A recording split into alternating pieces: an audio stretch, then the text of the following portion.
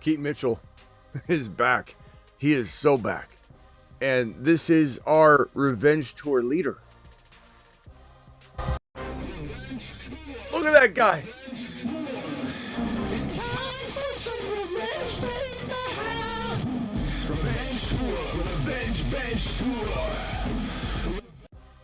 Guys, we've been talking about Keaton Mitchell since his rookie year when he averaged 8 yards per carry. This was a player that started to feel a lot like Achane. Achane was averaging 7.8 yards per carry. Keaton Mitchell was averaging 8 yards per carry. 7.8 ended up being the best yards per carry total by a running back in the history of the NFL. That was Devon Achane with 100-plus total carries as a qualifier. This guy was on his way to being a 7.8 to 8 yard per carry running back his rookie year towards ACL. Missed last year, was not right, came back from that late injury. And Mitchell this year walked in and said, I'm gaining weight. I feel very strong. I feel as good as ever. I've got my burst back. He's been the top of the revenge tour board. We haven't moved him. He's been sitting at the very top of the revenge tour board for months. Look at it again. Look at it. Take it in. Take it in. And then he walks out tonight, has 9 carries for 68 yards, 7.6 a pop and a touchdown. And looks absolutely like a running back one, like the way he played football. Not saying he's taken over Derrick Henry's job, but they've made it abundantly clear, the Ravens staff, that they want him heavily involved. He's got to earn it. They said that. They came out, there was a report that almost felt like a Debbie Downer report, an update, where it's like, he's fighting for the third down role. But these camp reports sometimes are crazy, even when you look at the Harvey situation, right? Harvey, 5th round. Some people believe that stuff, that nonsense. Mitchell, there was concern. There was excitement. There was a whole lot of unknowns. He's been on the revenge tour board. Just looking like a monster. Just sitting there at the top of that tripod of glory. And this guy walks out in his first game, 9 carries, 68 yards, 7.6 a pop, and a touchdown. And it's got me excited. And I'm sure it's got a lot of you excited too. This is not only a must-cuff. This is a standalone potential league winner, because if you draft Mitchell and Henry goes down, if you draft Mitchell and Henry slows down, and this staff wants him out there, whether Henry's on the field or not, they want to get him involved, passing down work. This kid needs to be in that Achane role. We might have a league winner on our hands sitting right here. The Fantasy Football Show, AR5 gets hurt again. Stafford is supposed to be fine on Monday. They're going to run him out there. We'll see. We'll talk more about that. Slater going down, offensive tackle injury that's going to be devastating, but how much will it affect Marion Hampton and the Chargers? We're going to talk about all that more. Joe Burrow connecting with Jamar Chase. Chase Brown looking like a monster. A complete utilization fest going on over in Cincy right now. Philly, I get it. Preseason games, I get it. There's some backups out there. I get it. But the Bengals look on fire. The Bengals look on point. The Bengals defense is shaping up nicely in practice as well. We've got a lot to talk about. The Fantasy Football Show begins right now. Live from the FantasyFootballShow.com studios. It's the Fantasy Football Show. Live! Monday through Friday, 8 p.m. Eastern. Smitty is also live whenever news breaks. Live whenever news breaks. We're live here Monday through Friday, 8 p.m. Eastern. Just for those of you that don't know, Monday through Friday, 8 p.m. Eastern, every single Monday through Friday. Additionally, live whenever big news breaks, and live almost every single midnight at Monday through Sunday. Every single midnight, except for Wednesday nights. You usually try and take that night off, but that's not always the case. Sometimes I go live. Guys, we're looking at a potential league winner here in Keaton Mitchell. We're looking at a guy that could rip off. I'm not saying he gets 7 yards per carry. I'm not saying he doesn't. I'm saying that this guy looks like an absolute machine, just like he looked as a rookie. I'm excited about what Mitchell brings to the table, and I don't know if everybody's going to be watching the preseason like a hawk. And while his ADP will certainly climb from this performance, people are paying attention. Shipley had a big run, and we don't know if people will react to that either. It seems like they will because we're on this train, and we feel like everyone knows now. It probably is going to increase his availability late in the draft, or decrease his availability late in the draft. It's going to increase his ADP, but it's still going to be something where it's not moving as much as you might fear it will. So Mitchell's still a complete league winner. And at the end of the day, when we walk out of the waiver wire week 1, show, we're going to see, and we haven't touched this board. This right here, Mitchell was ranked 1, 2, 3, 4. Now, where is he at? Krosky Merritt's probably 1. I haven't moved this yet, but historically, our board that we dropped months ago is looking absolutely to a T. Fantastic, and that's the way the waiver wire is done on this channel. It's the way Dad did it. It's the way America did it. It's the way America does it, and it's worked out pretty well so far. The waiver board is going to be one of your keys to success in 2025, but 7.6 yards per carry, just an absolute monster. Thank you, Maximum, for the super chat. Says Dynasty Superflex trade Chase for Travis Hunter and Genty. Trade Jamar Chase for Travis Hunter and Genty. Yeah, I'd take Travis Hunter and Genty. I know it's hard to say that after Jamar Chase has scored a touchdown against,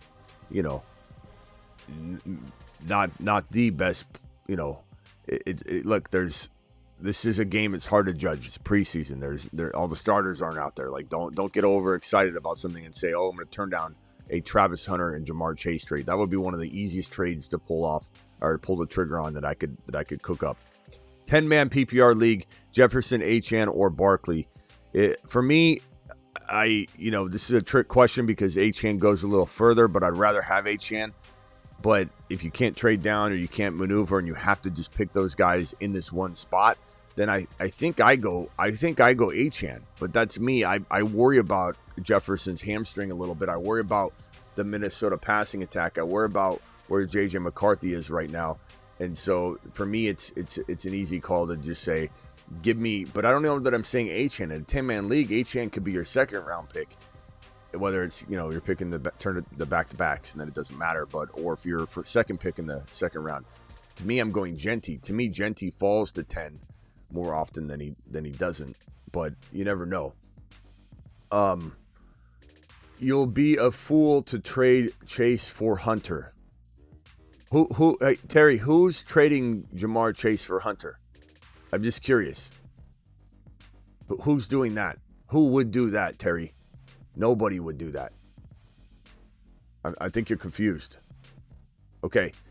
Thank you for those super chats. Let's get on to some more important matters. potentially even more important matters. This guy, Joe Burrow, looks right where, to form, perfectly to form. Chase Brown looks overutilized and every bit woven into this system as we had hoped he would. And Chase Brown has probably, unfortunately, though, where there's celebration, sometimes there is loss of ADP value. And at the end of the day, after this performance tonight, which is not a crazy, it's preseason. Again, not everybody's going to be watching, but you have this box score that's not going to be kind to the ADP gods. And you look at 122, 9 of 10, 2 TDs. Doesn't matter if all the starters are on the field, if no starters are on the field. This is going to increase the values of all the players involved. It just is. People watching, people paying attention. 5 for 24 for Chase Brown on the ground, 24 yards, 4.8 a pop. Jamar Chase, 477 and a TD. Chase Brown, 3 for 24. I mean, the thing is, I don't know that this increases his value as much as we're imagining it. Like we gotta play it out. But did this move him from the very top of 3 into the bottom of 2? It could have, just because people want to see a little bit of volume. They just want to see it. They want to get a little confirmation that things are going to be the same. And this might have done it. However, it's hard to know. And actually, let me refresh, because if Chase Brown got utilized more while I was preparing, 3 for 25, it looks like, let me refresh the box score just to make sure. 5 for 23, Chase Brown 3 for 25. Joe Burrow exited the game after his 9 carries. Will Shipley, by the way, 7 for 48, 6.9 a pop. Tush push with Tanner. Tanner pushed that football in. It was not Jalen Hurts, if anybody didn't know. So they're utilizing the tush push no matter who's in the lineup. This is a thing that I think is going to get taken away next year, but not this year. So, yeah, I mean, maybe we're anticipating the fantasy world to be on its toes a little more than it is going to be for Chase Brown. This performance to us screams gold. It screams glory. Maybe somebody else says to them, oh yeah, he had 24 rushing yards, 24 receiving yards. I haven't really paid attention to how much he played, and they're just going to gloss over it. But if you watch the game and you're like, holy shit, this guy 4.8 yards per carry, they're utilizing him everywhere. Joe Burrow was 9 for 10 with 2 touchdowns, and Chase Brown still had freaking 50 total yards in this confined space where Burrow's busy throwing TDs, and they're not going to going to Chase Brown, but Chase Brown still had 3 for 24. That just shows you how woven he is into the offense. I mean, it's gonna be amazing. What about Mitchell? Phil? What about him? I mean, are you showing up? This is like, I can't babysit and recap the show. The show's already gone on. The show's been going for 11 minutes. We covered about half of that was Keaton Mitchell's breakout game, and you come in and you want me to explain Keaton Mitchell. You're going to have to rewind the show, my boy. You're going to have to rewind the show, put it on 2 times speed, and catch up to the rest of us. Jordan James broken finger. Yeah, that's a shame. Garendo banged up. Jordan James banged up. Next thing up, Christian McCaffrey's getting banged up. We'll have to see. Look, Bengals, you can't draw too many conclusions from this game, but the one conclusion you can draw is that they look fluid. They look good. They looked loose and liquid. They're ready to rumble. Chase Brown's woven into whatever they're doing. He's just woven in. You can't take him out of the fabric of this offense. He's woven in. He's almost kind of like the center point of the entire offense, because he allows his explosiveness, his ability to adapt and be universally used all over. It's crazy how even when they're throwing the ball to Jamar Chase, even though there's no TD passes headed in the direction of Chase Brown, he still ends up with 50 yards during Burrow's 120-yard little, quick shot of production. Like, Chase Brown is a second rounder. And Chase Brown, this Bengal stack is the real deal. I don't know if you've ever heard this little bedtime story, but this little bedtime story might help you, if you're struggling to get some Z's. Just put on this little number. Go right to bed.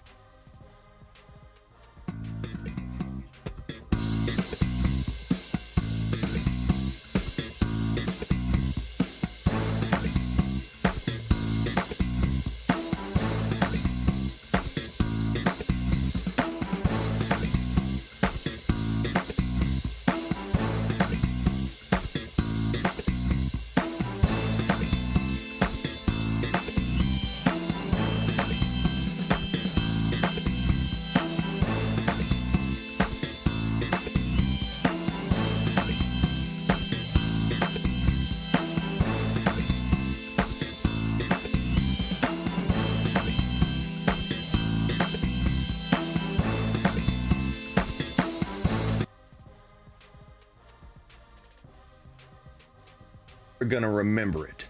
Get burrowed. Burrow looks so good. Yeah, Burrow looks fantastic. It's such a good thing to see. Let me see here. What else we got to cover here? So we got the Bengal boys. The Bengal boys looking great. Chase Brown.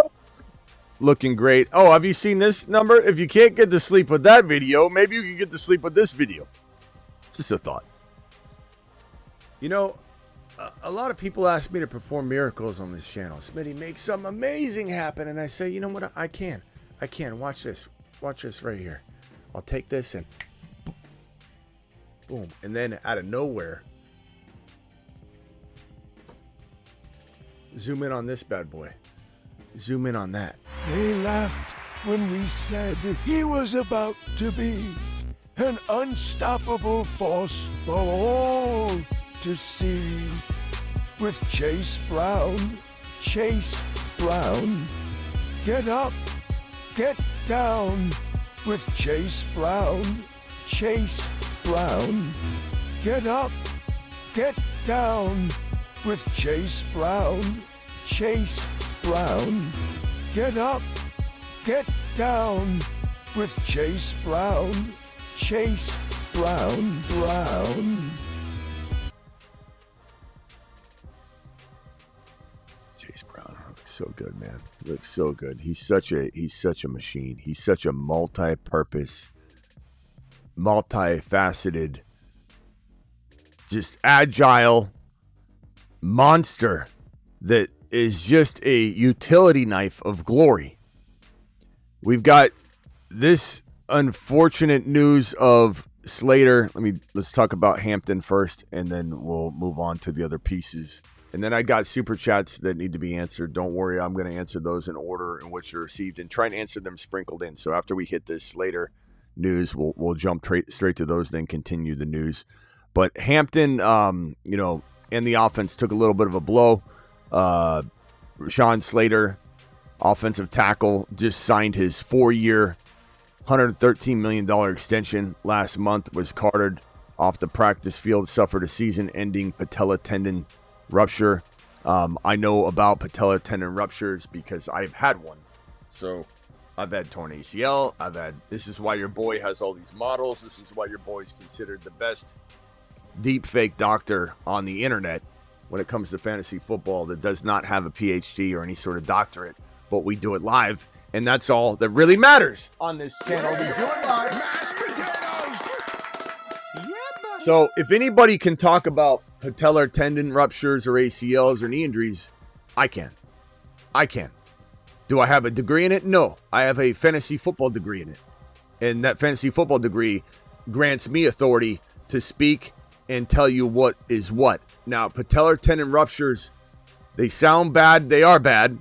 But the thing is, they're an external knee injury. They're not something that's in the inner workings in the middle of the knee, unless we find out that there's some other injury to the knee. And usually there are not. Usually when you have a patellar tendon rupture, it's the only injury you have. The reason I know is because when I tore my patellar tendon, my doctor that did the surgery, and he will have immediate surgery, by the way. He'll have immediate surgery. There's no waiting for the swelling to go down. Again, it's on the exterior of the knee. This is your patellar tendon. Goes over the kneecap. Kneecap's right here. Kneecap has a groove right here. Remember, Patrick Mahomes had that knee cap that slid out of that pocket where the kneecap it's a crevice, and the kneecap sits in there. Patrick Mahomes had his kneecap slide out, and then they put it back in, and then you have to rest it and heal it, and you stretch the patellar tendon enough to where it can slide out again. So you got to make sure it tightens up again, and you don't have that re-injuring and it becoming something that happens all the time where this patellar tendon pops out. Now, popping out is different. What Mahomes had is different. That just slide it out. The tendon was still attached like this, and they just popped it back in like that.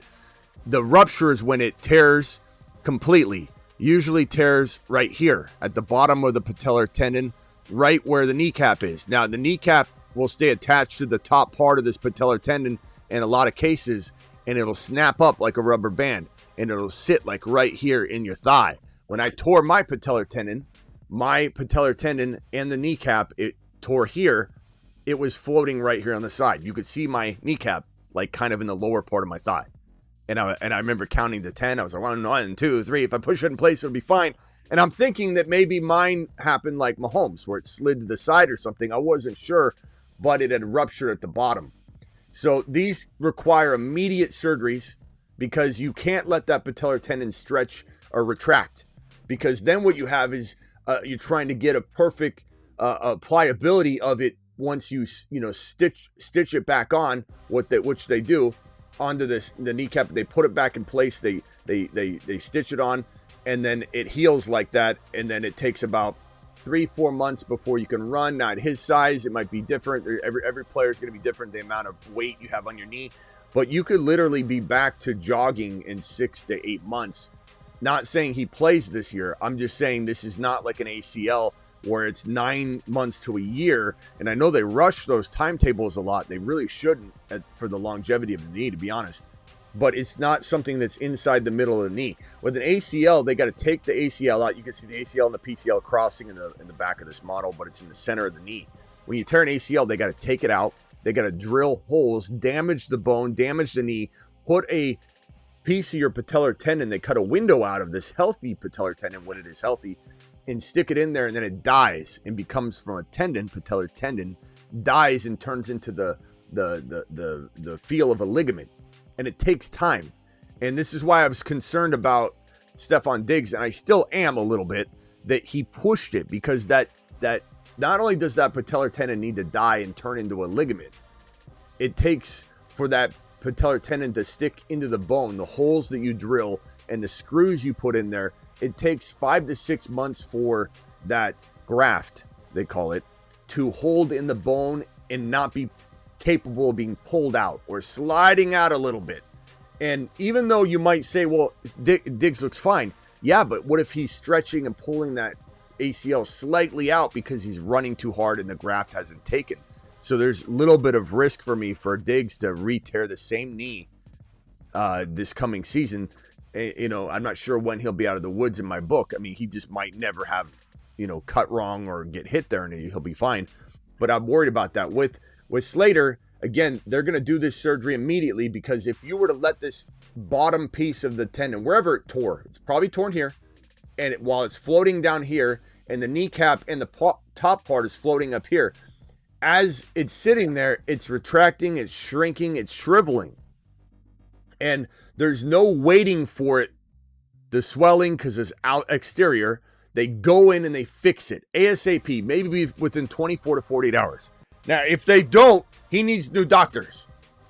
If they don't go fix this within 12 to 24 to 48 hours, he needs new doctors. Because then what happens is your patellar tendon is short, and then they got to stretch it. And then when they repair it and he goes through rehab because they wait, let's say a week or something, then all of a sudden the kneecap's tight, the patellar tendon's tight, and then you got to go through rehab and stretch it. You can continuously stretch it to get more pliability. So he's going to have his surgery. How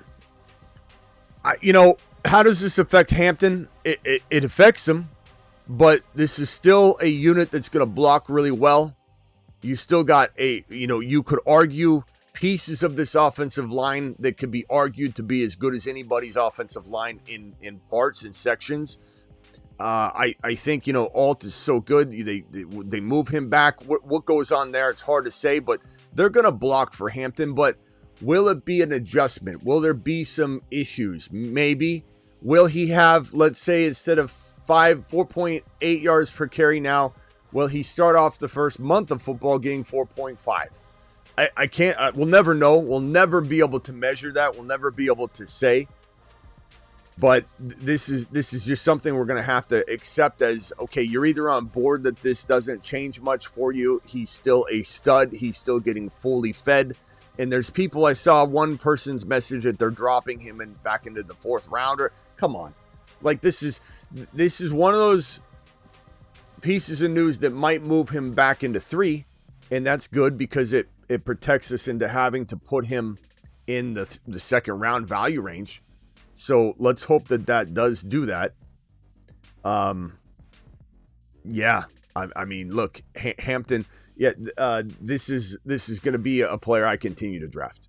There's no concern here long term. There's no, especially long term, but there's no concern here. 2025 long term season. I think it gets worked out. I think they do a good job filling the holes and figuring out how they need to fix this issue on the line. But it's certainly not what you wanted to hear, and it's certainly not going to be this exact same. We just won't be able to measure it. We're not going to be able to look back and go, this would have been 2.2 more yards per carry. We don't know. We'll never know. We'll never know. but I do think he'll be ultra effective. And keep in mind, he's a pretty damn good receiving back, so his receptions, his receiving numbers might not be all that affected at all, except for maybe the occasional sack that may have not occurred. But this is somebody that's going to catch a lot of footballs. This is somebody that's going to be a pretty damn good running back. And if you can get him back in 3, it almost becomes a little bit of a blessing in disguise. But the fact that anybody's going to say they're going to move him like 2 rounds down now is kind of wild to me. And I'm excited to hear that, to be frank. That sounds like a solid. Yeah, do that. Do that.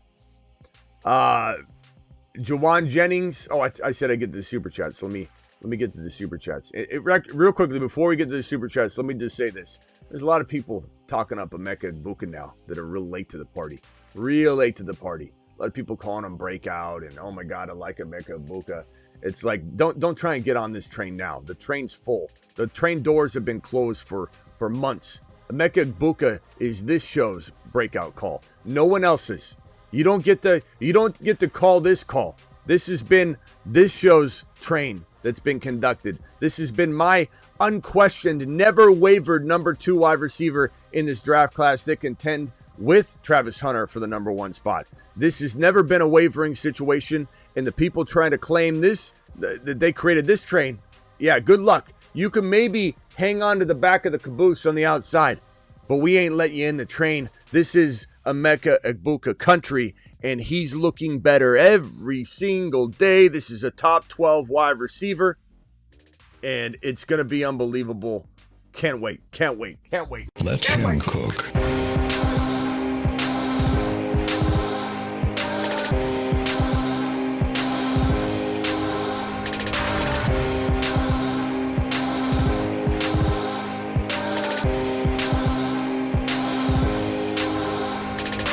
He's on a shuttle to Mars. Look at him.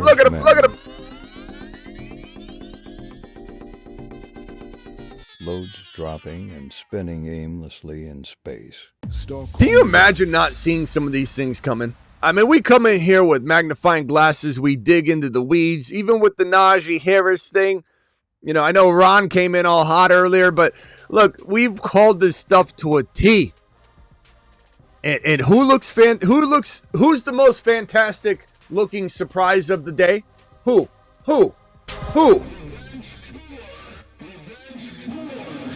It's time for some revenge, Revenge tour,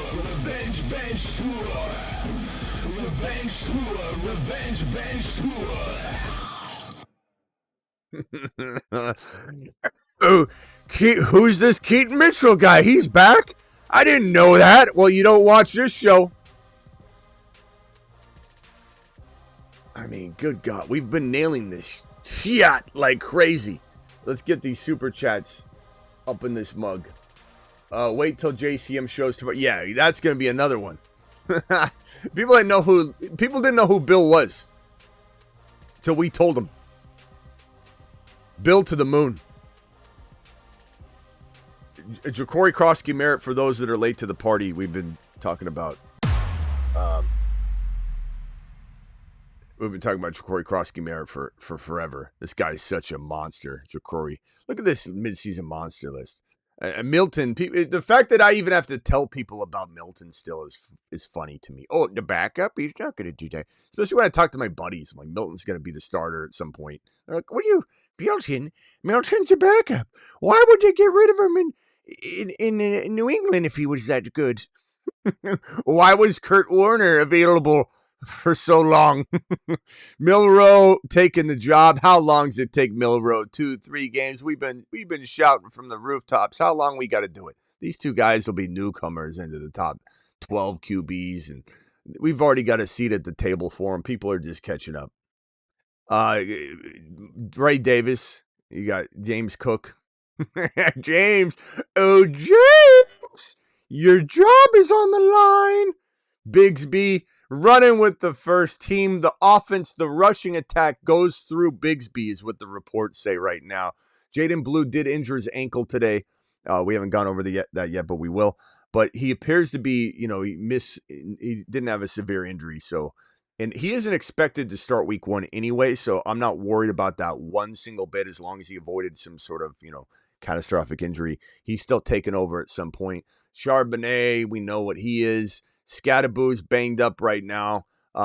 We'll see. He's not starting week 1 anyway, so I'm not worried about his injury. Brashard Smith keeps looking like a monster. Our board is amazing. James and Grendel both hurt right now, so we'll see what happens there. Mason, he's a 1B to Aaron Jones 1A, and that eventually could switch and flip. And Samson, God, we called the Samson. This is just, I gotta say, I'm not trying to toot my own horn, but let's toot our horn together. No pause needed. This is an environment here where, as a community, this is our board. This isn't my board. This is our board, and that is one beautiful board. That is one big beautiful board. That's what we need to call it. The one big beautiful board, and it looks fantastic. Let's look at it again together. You mind? Let's do it again. All right.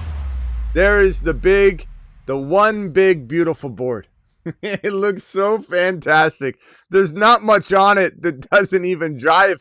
It's all firing on all cylinders. It's all looking so glorious. And the Revenge Tour board.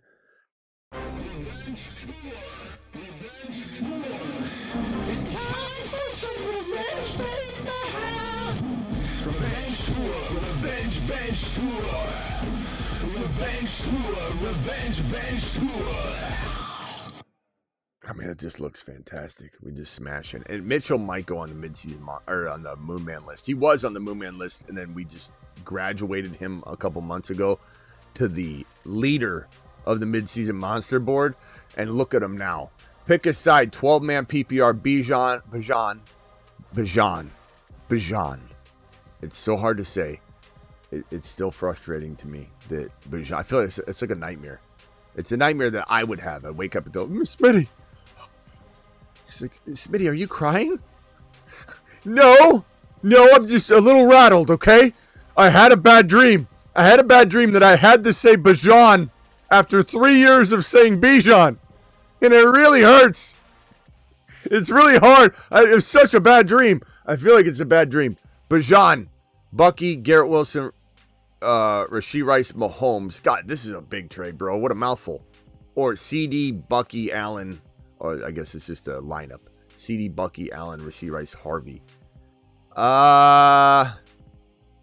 Give me the CD. Let's see, Bijan, Bucky, CD, Bucky, Allen, Rashee Rice, Harvey. That's like splitting hairs. I like them both. They're both near dead even. I wish I could say one was better than the other. I would probably just lean toward the fact that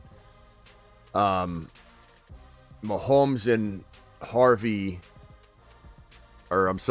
Josh Allen and Harvey and CD versus, they're both great. Like, I'm going to build both those teams. There's no real way to answer that. They're both fantastic. You're literally pulling on my heartstrings in all different directions. Say, do you love, this $100 bill? Do you love these 250s? Do you love having the it all in 20s? It's all the same. It's fantastic. Just diversify. Any predictions for Genty tonight, Smitty? I'm gonna say, we've been blessed today already. And let me just pull up the box score on that because I'm live, so I'm not even sure if that game kicks off in what a few. Oh no, 7. Yeah, someone's a little bit later. I don't know, bro. I'd probably say he gets 5 yards a carry and gets 3 carries. I'll say 3 carries. I mean, we'll get a little shot of him, maybe 1 reception. So I think his ADP skyrockets if he goes off. If he goes off, it could go up more, unfortunately. But I do think that Genty, is already pretty damn high. And in our book, if he went up, it wouldn't be a big deal because I'm still drafting him at 5 overall. He's still my number 3 running back on the year. So, but it would eliminate getting him in later draft spots in round 1. That would suck. If he climbed to 7 instead of being 10, 11, 12, then we still take him at 5. We still take him at 6. We still take him at 7. But now we don't get Genty at 8, 9, 10, 11, 12, which would suck. Smitty approved. Kyler, Penix Jr., running backs, Hampton, Bucky, Harvey, fantastic RBs. Blue, love it. Tootin', do it live. CD, Rice, Pickens, Debo. Yeah, what's this, 5-man league? That's a fantastic squad. Smitty approved for sure. Even if it was a 10-man league, it's still very good. You've just been Smitty. What did I tell you guys about the Colts? What did I say about the Colts? What have I said about the Saints? What do I keep saying about the Bears? The Colts and the Saints are going to be two of the worst teams in the league. It starts with the quarterback. AR5 can't stay healthy. AR5's already injured. That's the next piece of news that we got to cover. AR5's already injured. Drops back after just a couple measly plays and gets hit and injures his finger as of when I went live, and I haven't been able to monitor the news like I was prior to going live. So let me just kind of see if there's any sort of update. And just so you know, CJ Gardner-Johnson is carted off practice today. Did not tear his ACL, sources say. He's undergoing more tests, but initial tests have provided good news. That is fantastic news for Gardner-Johnson. Sometimes, though, when they don't tear their ACL, it's still a partial tear. When they do an ACL test, let me get my model back out. What they can do is they can do an on-site test, by the way. And an on-site test is where a player sits in a chair or preferably a table where their feet are off the ground. That way their knee is, this is the knee. Your knee is kind of hanging, right? And then they take your leg and they tell you to relax. And then they pull. Not hard, it doesn't damage anything, but they pull on it like that. And if there's a lot of leeway, then you know that ACL is not there holding that joint tight, because that's the responsibility of the ACL and the PCL is to pull that knee down and prevent it from going off the shelf in either direction. When you lose your ACL and you pull on the knee, it slides because that ACL is not there holding it down. So very easy to tell if there's a torn ACL. Now, when you have a partial tear and the ACL is torn and it can't be repaired, it's literally like a rubber band. You start stretching that thing out, it's done. It's not going to just get better. It's going to be weak. It's going to be, even if you tear your ACL too much, they sometimes still have to take it out, cut it out, and then put a new one in because you've pretty much stretched it out. Not saying that that's happened here, but just giving you a forewarning that just because he didn't tear his ACL doesn't mean there isn't something else massively wrong and he's out for the season. Like, hard to say, but that news is coming in. As for Anthony Richardson, it looks like there's a photo circling around of his finger, and you can see his pinky at the top of this, the hand that's higher. You can see his pinky. Now, what's this do for him? His ability to play? I don't know. The guy can't stay healthy anyway, no matter what. There's some players in this league that just cannot stay healthy. Cam Akers, J.K. Dobbins. And if you learned anything from me over the years, it's that you got to recognize when there's an injury-prone player that cannot stay healthy no matter what. They put themselves in the same positions as everybody else, and they continue to get hurt. And this guy's finger, that finger is nasty. But how does that affect his grip on the ball? How does that affect, for a guy struggling anyway to do the right things, I don't know that you can put the ball back in his hands, even if you did do something with that finger, and who knows what you're going to be able to, how you're going to be able to fix that, or what you're going to be able to do. We'll find out more information on it. Let me see if there's even an update about it. It does not look good. Finger. Yeah, not sure. ACL, no ACL. Pulling it up. Bengal boys going nuts. Just looking at all this stuff. Initial reports torn. Okay, so it's just a lot of Gardner Johnson stuff. But AR5, you got to write it off. And what did I tell you about the Colts and the Saints? They have no quarterback. Neither team has a quarterback. These teams are walking into the 2025 season with the worst quarterback rooms known to man. There's no hope for any Colt players except for Tyler Warren.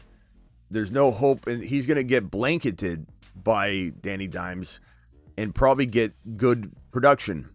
But if they rotate through, then you got that concern about consistency. So it's like I'm excited about Tyler Warren, who caught 3 balls for 40 yards. I'm not excited for JT at all. I'm not excited for even Alvin Kamara to a degree because of his age mixed with the fact that they won't live near the red zone very often. I think that Kellen Moore took the worst job he could have taken. I think Shuck is the worst quarterback I've ever seen. And believe me, Jimmy G's in the building when I'm saying that. Jimmy Garoppolo sitting next to Tyler Shuck, and Jimmy Garoppolo gets the nod from me. That's how bad Shuck is. Shuck is horrible. Rattler's already failed. I'm not saying he's not capable of being better than Shuck, but look, this Saints offense is going to be putrid. And while I love Olave, there's not much hope there for consistency. Nor do we worry about him getting injured at any one moment, because he's another one that can't stay healthy. That you just stay away from multiple injury players that can't stay on the field. AR5 can't stay on the field. The Colts, JT, don't go near JT. JT in the second round, you out of your mind? JT in the second round is one of the worst investments known to man. And you know what you have people saying that hear that say Smitty's wrong on that. JT's going to be pretty good. How many shares do you have, Steven? How many shares of JT do you already own? Of course you're going to say that. If anybody says that, just ask them, how many shares do you have, bro? And you know what they're always going to say? None. Nope. It used to be people were honest when I said that question, but we say it so much on the show, people start lying about it. They're like, how many shares you got of JT? None. Nope. Oh, just one. I'm still going to draft him, though. JT's in a world of hurt. JT doesn't know what the red zone looks like anymore. He won't. Olave and Kamara won't know what the red zone looks like anymore. They just won't. Kamara's going to have to survive on yardage, and Kamara's an older player. And while Kamara could start off the year hot, let's say as a great first 4 games, some random's going to come in here and go, this is the same guy, right? Am I right? Am I right? This is the same guy. What's with the guys that don't like Kamara? Am I right? He's going to come in here like he's doing stand-up. And we're going to go, hey, buddy, go get me a coffee, okay? Because I already said that the first month he'd blow up. And then come back in week 5, hand me my coffee, and then I'm going to dump it out and smash the cup because I don't even drink coffee, but you're still going to go get coffee. Avoid all Colt players except for Tyler Warren. Avoid probably all Saint players, even Olave, unless it's best ball and he falls to like round 7, and then you're like, give me a spike week, and especially in weeklies or something. That's it. You draft in a non-best ball in a buddy league. You draft JT, say la vie, goodbye, see you next year. Congratulations. You draft Olave or Kamara in a non-best ball home league. We'll see you later. Bye-bye, Billy. Billy saw that Kamara was a good value on another channel. Bye, Billy. Avoid bear players. Yeah, probably a good rule of thumb, my boy. Wait a minute. He doesn't like Caleb? There's someone watching right now that doesn't know me. Juwan Jennings. This isn't good. And this does make Ricky Pearsall's value go up a little bit, but at the same time, keep in mind that you have Ayuk coming back to collide forces with, in terms of workload divide. And I'm not saying Ayuk is going to be good. Ayuk was trash when he got injured. He was great at one point in his career. Then the money talk and all that got in his head. The guy lost his edge. Then he got injured. Now he's going to come back and play like trash. He's not even right in the headspace yet. Juwan Jennings, no timetable for his calf injury. And calf injuries are bad. Calf injuries are rampant right now. Calf injuries are why you have NBA players dropping like flies. Calf injuries create Achilles tears. And this is such a pandemic right now in sports. Not just the NFL, not just the NBA, but in sports. Calf injuries are turning into Achilles tears like that. It's almost like you expect it. You got a calf injury, you better sit the hell down and rest that bad boy.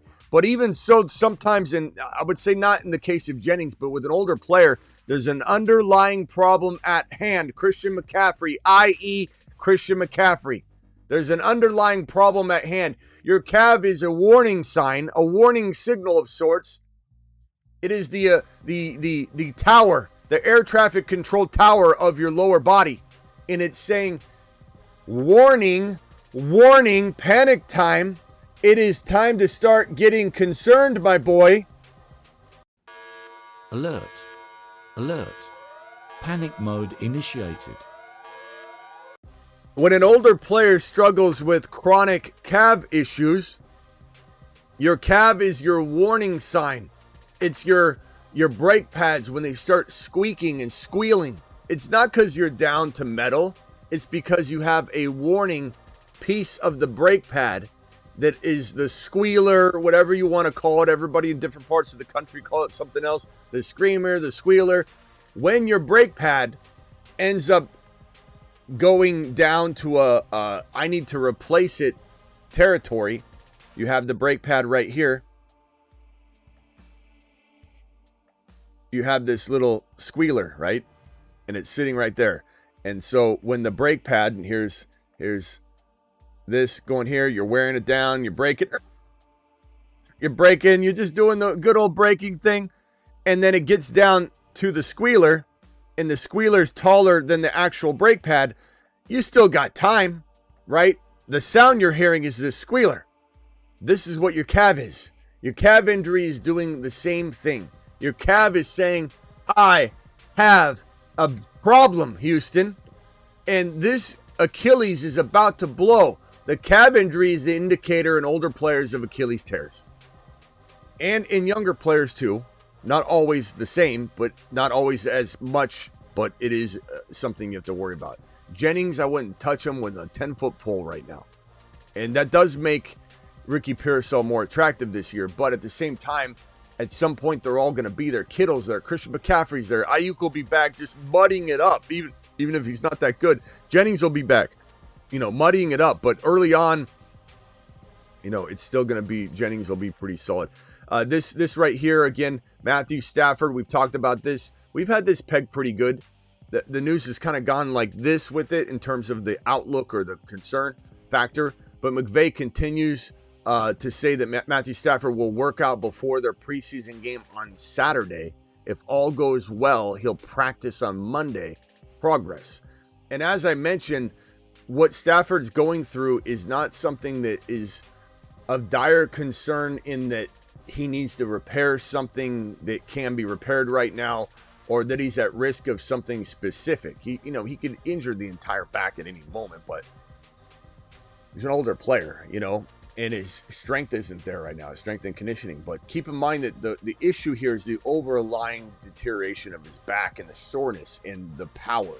And so that's going to probably be what takes him out before any specific injury. Like, he's got a disc problem, whatever. He's going to have some bad issues when he's older.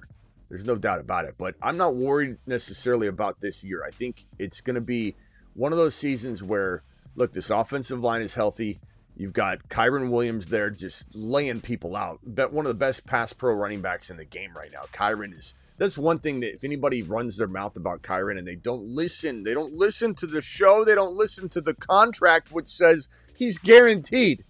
He's guaranteed now. Kyren is the number 7 highest paid running back in the league. So stop with the draft capital nonsense and the doubting of Kyren. You're done. You're done. Your argument against Kyren is now expired.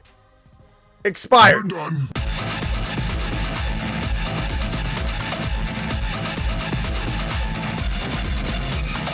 You're done. Expired. You no longer have an argument. But if you still hold on to that for some reason, you're like, I'm just going to give you a Kyren. He's one of the best pass pro running backs in the game. And he proves that every day in practice when he lays an amazing block to protect Stafford. Now, does that mean Stafford won't get hit? You never know. You never know. Blindside hit, you never know. Anything could break down. You could design something where you're inviting a blitz. I think they'll do that less because they don't want Stafford to get hit. But you invite a blitz to make a mismatch. I think that at the end of the day, with Adams and Puka, and Adams is looking like a technician right now. in practice. And I worry about him staying healthy at his ripe age of 33 in December. But he looks fantastic right now, which is a problem for Puka in some ways. And it's just, you just say they all eat anyway, and the offense is going to be magnificent.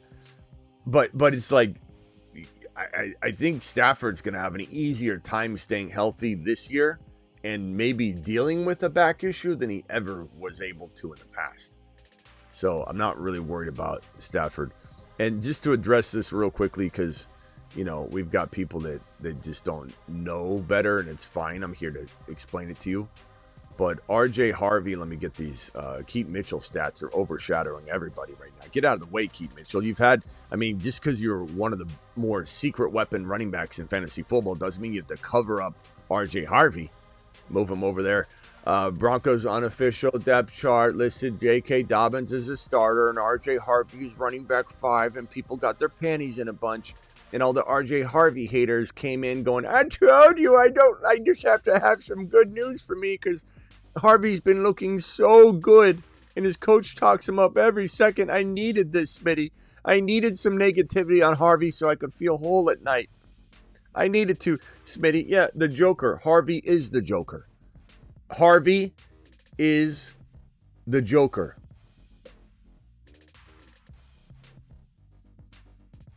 Now, if you don't know that, it's not your fault. And we need you. If you think Harvey's not going to be a top 10 running back this year, we need you more than you need us. Because without you, we wouldn't steal him in what might end up being 6th-round territory on the regular in all formats. It's because of you, Doubting Donnie and Hateful Henry, that we can steal Harvey away as one of the HHH. In a jam, call HHH and Associates. Triple H and Associates. Locations on Earth and Jupiter. Let's go! Mashed potatoes! Yeah, buddy. We owe you. We owe you a debt of gratitude for your role in this. I just want to thank everyone that is doubting Harvey now, that doubted him in the past. Even if you did your work early in the offseason, wherever you've done it, you're helping us. Thank you. The thanks is all on this side of the table. Like in Office Space, we're blown away. When we get up and leave and shake hands and you say, all right, thank you. No, the thanks is all on this side of the table. And you walk out of the room and I look over at the other Bob and the two Bobs, we look at each other and we go, wow. Wow. That guy really believes Harvey's not going to explode this year. And the work he's doing with this, it's unbelievable how you're helping us. Drop a Harvey emoji. Can you imagine thinking that RJ Harvey's not catching 65 balls this year? Can you imagine being that outside of the realm of reality that you don't see this guy catching 60, 70 balls this year? Harvey, the running back, 60 to 70 balls this year. Isn't it hard to imagine? Not much you can do. Some people just don't know football, and that's okay. We're here to tell them. Harvey to the moon. What other piece of news do we have? Oh, and then just to cover this real quickly, we went over it earlier. Naji Harris, this photo was released by Naji. Naji put it up himself. Let me see if I can send this over to my screen real quickly. I'll put the full photo up. But Naji posted this of himself, and unfortunately, it shows that the guy can't even open his eye. Now, we had a caller earlier that is a boxing specialist, and he told us that by his interpretation of this photo, and let me send it to my screen right here, and I'll put the full photo up that Naji dropped, is that his eye is glued shut on purpose right now, similar to in boxing when they have to protect a detached retina and make sure, and they don't even know the status of it right now when this type of thing is going on. So I can't, we have no confirmation on this, but this is what he said, and this is exactly jiving with what I said. So if you zoom in, you can see that the left eye is completely shut. Now, the caller, who is a boxing specialist, said that he didn't see enough swelling there to assume that the eye can't be opened due to swelling. He thinks that it's glued shut on purpose to protect the likely detached retina. Or there could be an optic nerve problem. There could be a cornea and retina problem. We don't know. But in the case here, there's no other explanation than he is weeks away from getting hit or anything, because in this report here, this was Naji being approved, and I think he might be wearing a weighted vest while he's walking around. I need to get a weighted vest. I need to have a weight. If there's any weighted vest companies watching right now, or you work for one, show this video to your employer 55 minutes and 24 seconds in. Have them reach out to me. I need a weighted vest. We need a weighted vest sponsor. I need to wear a weighted vest while I'm working.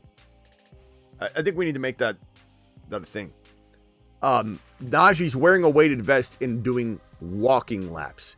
He's been approved to walk. That's it. He can't run. He can't jog. He can't take a hit. And there's no way he's approved for walking and then a week from now he's approved for getting hit. There's levels to this thing.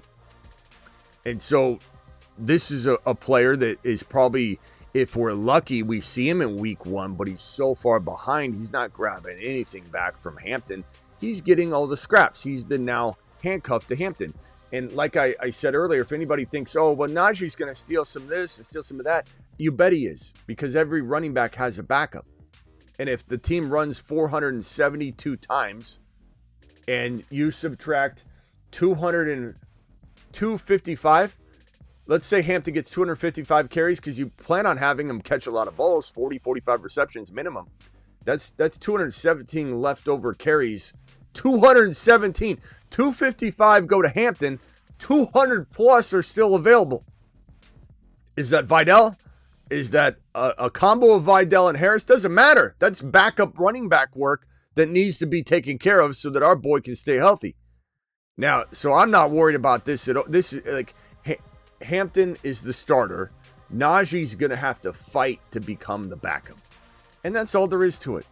There's no other way to look at this. There's no other way to break this down. Ron Navy called in screaming and yelling about how I'm assuming this and I'm assuming that without any facts. It's what I do. This is what I do. And we do a pretty damn good job trying to piecemeal different bits and pieces of news when we don't get all the information. You rely upon me to connect the dots. You rely upon me to make the educated guesses. And we're smashing the offseason. Pretty much no L's at all so far. Let him cook.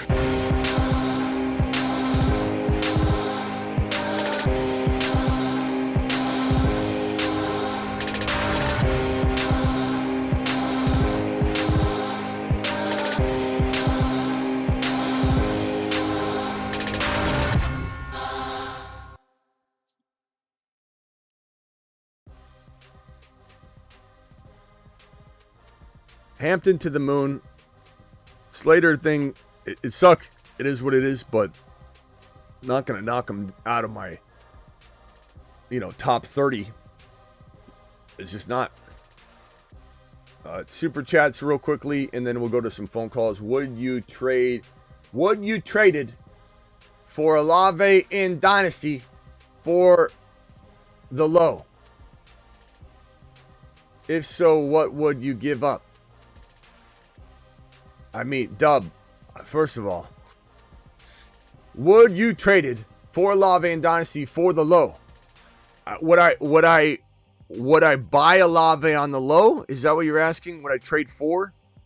I guess. What would I give up? I don't know what you have, so it's kind of a vague question. And I appreciate your super chat. I don't mean to sound like I don't want to help you, but I don't really know what you have. So how can I? I would say in general, second round pick, sure. First rounder, no. I had an offer in the offseason in a dynasty league where I could give up my first rounder, which would be a late first rounder, by the way. It's a very good team, for Olave, and I turned it down. I wavered on it for a while, but I turned it down. So second rounder, sure. 2 second rounders, maybe. But that's because of the spike week capability he could have and hoping you can control when to put him in. But the problem is he probably has a big game, bad game, bad game. What if he gets concussion? He's done for his career. I just said no. So in general, it's like that, I give up stuff like that, bro. But past that, I need to know some player names. If you give me a list, I'll tell you no, yes, no, no. Probably going to be no on most of them, bro, unless it's like a backup. And who's going to get rid of Olave for some sort of bench player? Dynasty, Superflex, PPR, 0.5, tight end premium, McBride, or London.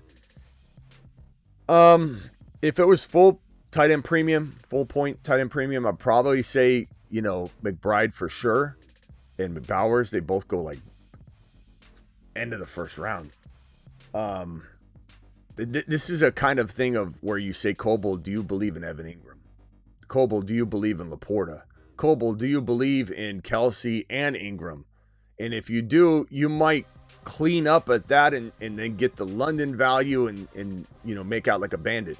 If you believe you can find the top 5 tight end later, then it's all relative. And at the end of the day, you're cleaning up with the London value. So you got to ask yourself that question. I do believe that the other joker, there's 2 jokers on the roster. By the way, anybody that says that Harvey's not good or he won't be the starter or that being number 5 means something on the depth chart, you just haven't paid attention. You've been told by Sean Payton that RJ Harvey is the likely candidate to be the joker of the rushing attack. And Sean Payton always has 2 jokers.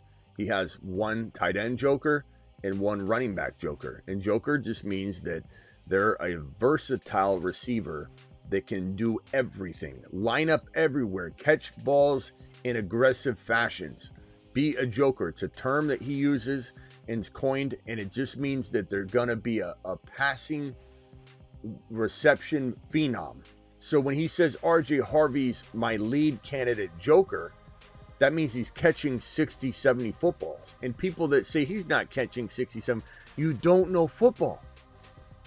It's not your fault, but if you think that if he calls RJ Harvey his joker and he ends up being his joker, he's catching 60 to 70 footballs. That's what Sean Payton's saying, but you're not listening. And that's fine. Again, we need you. Keep doing you, but you're proving you don't know ball.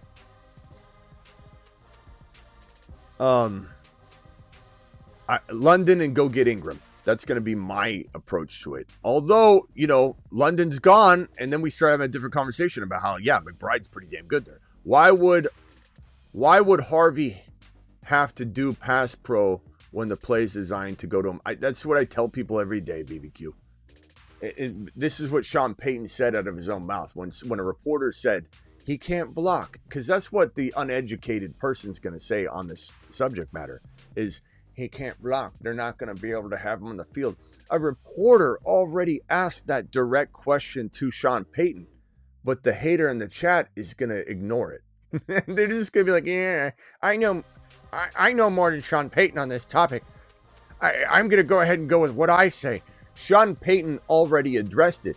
He said, we're not asking him to block on 3rd downs. Like, you almost want to say, how dumb are you to the reporter? We're not asking him to block on 3rd downs. Are you listening to what I'm saying is basically what he's telling the reporter?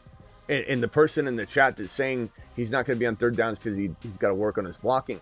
Sean Payton practically laughed at the question. Are you going to have Harvey in on 3rd down? Harvey, not other players. Or are you going to have Harvey in on 3rd down because he's struggling with pass protection? Or people want to assume he's struggling. Even with the missed block the other day, Payton said he did great. Like, he's going to get lit up and learn. And you got to get lit up in one angle and learn it. And now he'll never make that mistake again. And yet, anyway, people say it's a bad thing that he got lit up in one specific play. Sean Payton was excited about it. He's like, he learned. Some guys will learn quicker than others. And he's doing fantastic, is what he said. So anyway, back real quickly from the ridiculousness of this question is, hey, Sean Payton's not going to put Harvey on the field on 3rd down. Sean Payton looked at the reporter and said, 3rd down is for Harvey. We're getting the ball in Harvey's hands on 3rd down. He's the joker. On 3rd down, I'm throwing to my running back, the joker, a.k.a. Harvey, more times than I'm asking Harvey to block on 3rd down. Do you understand what I'm saying? Apparently not. Apparently a lot of you aren't. Apparently a lot of you haters on Harvey, you're not picking it up. That's fine. We'll move on. We'll see you later. Okay, no Harvey. Yep. All right, sounds good. Big gulps. All right. See you later. I mean, do people think, bro? Do people even use their brain? I don't even know. Sometimes I don't know. Looking at Naji's eye tells me he's not going to be allowed to take any contact. Orbital damage can be jarred. Yeah, he's bro, if he's just been approved to walk and his eyelid is in fact glued shut, or it's so swollen he can't open it because his other eye's wide open, then he is so far away from running. He's twice as far away from light contact and just like blocking in shorts, and he's so far away from being hit. Like, you wouldn't be surprised if Naji goes on the PUP. Listen to the words coming out of my mouth. Naji Harris is more likely to go on the PUP and not play the first 4 games of the season than he is to not go on the PUP. Is that sinking in? Okay. Not speaking to you, BBQ. Just to the hating Henry out there that is refusing to accept the reality of the situation. $10 hauler gets a Mars shot. To Mars. Naji will be on the PUP more than he will not. The odds. It's very easy to see coming. I mean, just follow the show for a while and you know that we're ahead of the curve. It's very logical thinking. Through years, 23, 24, 25, I don't even remember now. Years of experience doing this. This show brings logical takes. And while Ron Navy called and screamed and yelled at me today saying that I'm biased, I'm the most unbiased person that's going to bring you news and fantasy football advice you could find. And it's only when it doesn't fit the narrative of the person or they think I'm being overbearing on something that they assume that means bias is involved. Or when bias is even involved, they assume that I'm wrong when the bias is just aligning with what I truly believe to be right. And just because it's convenient doesn't make it wrong. It means I'm identifying the convenience of this self-confirming bias that actually is on the right track. It's through 24, 25, whatever the hell, years of experience that I've learned to hone in on that. I wasn't always good at it. It takes years to figure out when to trust your gut, when not to. And I think we do a pretty damn good job weighing through all of the information, sifting through it, reading the tea leaves. And this is the channel that told you that the Naji Harris situation didn't smell right. Were we correct? Yes. I remember going live on it and in the middle of the news breaking it because I don't prepare for anything. We go live immediately. I said, okay, superficial. It's a superficial eye injury. Okay, he'll be ready for week 1. Ready for week 1? What kind of verbiage do you use when somebody's got, it's okay, it's not a big deal. Superficial means surface level. Like superficial, it's like skin. It's not the function of the eye. It's the eyelid. It's the eyebrow. Maybe you lost a brow. You know, the firework was on the surface level. Nothing to do with the interior part of the body. Nothing to do with the eyes. Nothing to do with the retina. Surface level injury, we were lied to. But I could smell it from a mile away because of what was said after. He'll be ready for week 1. You don't say that. You don't call your boss up and say, hey, I little ankle sprain.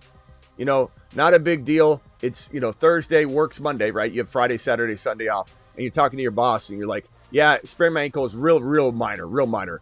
I should be in on Monday. And then somebody saying, is he walking around on Saturday? Like, you might be ready for week 1 and it's not a big deal. Denny called and I missed his call. Denny, call in, my boy. He called it right before I opened the phone line. And I didn't open the phone line yet, but I mean, I pulled it up. This one here, super chat format: 1 running back, 2 wide receivers, 2 flex. Keepers are Lamb and Hall. I'm drafting 7th best available. 50 gifted memberships by BBQ. Let me turn these alerts on. What is going on here? BBQ dropping straight savage super. Super chat is it's a gifted membership in the form of a super chat in the form of gifted membership. Thank you, BBQ. Guys, if you get a membership from BBQ, please thank BBQ. BBQ to the mother freaking moon. Let's drop that $50 holler super chat. Give me $50 holler. I get by the brother Smith. Let's go, mashed potatoes! Yeah, buddy. BBQ, I think I'm at 208 still, weight-wise. I have a challenge, guys, 28 days, I think, until opening day. So pick a goal, 28 days, pick anything. I'm losing about 20 pounds. I'm going to be down to 200 even by opening day. I'm at 208. I was at 222, something like that. So I've dropped a lot of it. I'm running every day. I'm working out. I quit drinking Mexican soda. So 28 days.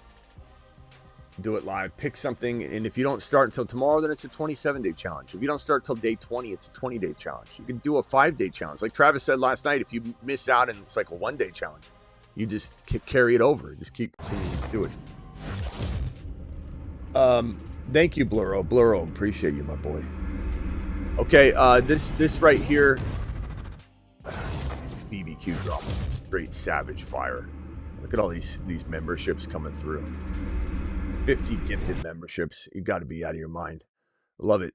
Format: 1 running back, 2 wide receivers, tight end, 2 flex. Keepers are Lamb and Hall. I'm drafting 7. Best player available could be London, AJB, Jacobs, Chase Brown, Bucky, Henry, Bowers, McBride. Would you pick? Who you pick depending on who falls? My ranking here would be Bucky, and then I probably would say, honestly, right now, Chase Brown, London, Chase Brown, Bucky, London, Chase Brown would be my order, and then Bowers, then McBride. I mean, Chase Brown looks so good, bro. He's so woven. That's the best way to describe it. He's so woven into the fabric of the offense. It's like, Joe Burrow could march 100 yards down the field, but Chase Brown's because he's woven in, he's getting yards along the way and figuring out how to still help you. Day 15, Rockout's on day 15. Rockout, did you start the first day I did it? So am I on day 15 too? Congrats, 12,000 steps. Rockout's been smashing the steps. He's over 12,000 every single day. It's crazy. Rockout's been crushing it. This is the last super chat, then we're opening the phone lines, and then any other super chats that come in, I'll handle them instantly. What's up, Smitty? Wanted to know your opinion on what round is the best to draft QBs in a 12-team 2 QB. What duo of QBs are good? This is advice that carries over from almost year to year, and it's just the players that I love in the later rounds are the changing mechanism of it. But you go early quarterback in round 1, unless you have a late pick and you miss out on Mahomes and everybody of the top 5 caliber, then you go Bo Nix in round 2. But if you want to go high caliber QB and Bo Nix, I'm fine with that. But the best strategy known to man is Cam Ward, Penix Jr. in later rounds, as late as you can get them. Every league's a little different, so I can't even tell you what round. You want me to say a round? I can't, because your Superflex league is going to have different drafting tendencies than others. There's no way to calculate it. I can only tell you based on the suggested rank that will be influential to make sure you get one of Penix Jr. or Cam Ward when the time is right in your format. That could be round 4. That could be round 5. Get one of those quarterbacks to go with your Mahomes, go with your Lamar, go with your JD5, go with your Josh Allen, go with your Jalen Hurts, go with your Burrow. So those guys are the upper echelon. If you miss out on Mahomes, who's the bottom one of that, then it's Nix in the top of 2. Or if you got to take Nix at the bottom of 1, you got to take him. So that's going to be my approach. And then it's Cam Ward season, or it's Cam Ward, or it's Penix Jr. Those are the league winners. And then the additional part that I would say is make sure you're grabbing at least 2 of Milton, Milroe, and Shedeur. Specifically Milton Milroe's more likely to start quicker, but I want both of them. There's not a draft, a Superflex draft I exit that I don't target Milton and Milroe and still Shedeur. Who are your supernovas? The only player that could change, maybe, I'll show it to you. There are handfuls of Saturn, Mars, and Moon men, but only 8 can be supernovas. I give you the 8 best picks in fantasy football. They are the 8 supernovas. They are the 8 supernovas.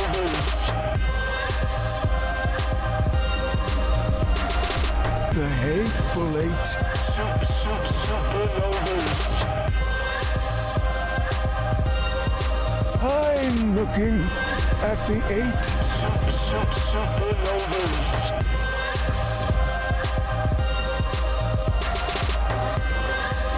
The magnificent eight.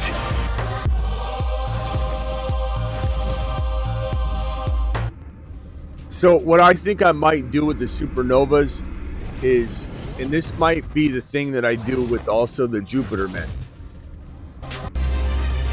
The Jupiter men. Jupiter is so large, every planet in the solar system could fit inside it. There are...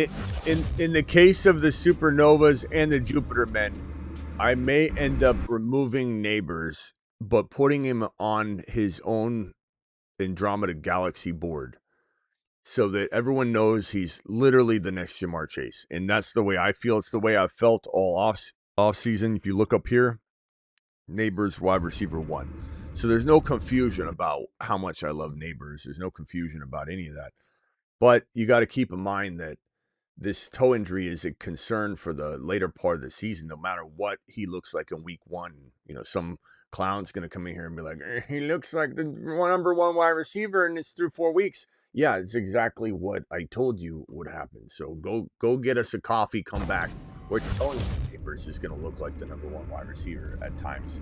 But there's concern enough for 2025, but not for the future, to say that maybe at the end of that Supernova video, it shows him on the Andromeda Galaxy for the future, but there might be an opportunity to put another Nova player in that spot. And same thing with the Jupiter men. It's not that I'm removing him from my top 1 to 2 wide receivers of the future, but we might have to put him in his own long-term, Andromeda Galaxy board, and then it opens up a Nova spot and a Saturn spot or Jupiter spot. So we'll be talking about that as that happens. So those are the Novas. Appreciate you, Smitty. I have the first pick, 12-team league. Who to pick? Gibbs, Bijan, Genty, or Jamar Chase? For me, it's Bijan. If you think that your league's going to be wide receiver heavy, go Jamar Chase. But if it's going to be running back heavy, grab Bijan and, smile. But you can't go wrong with Bijan or Jamar Chase or Gibbs if you want. You can't go wrong there. Those are fantastic. It really just matters how you're going to build later. What's your prediction as to how the players fall? Phone lines are open. Dial in, dial in. Call into the show. Call into the show.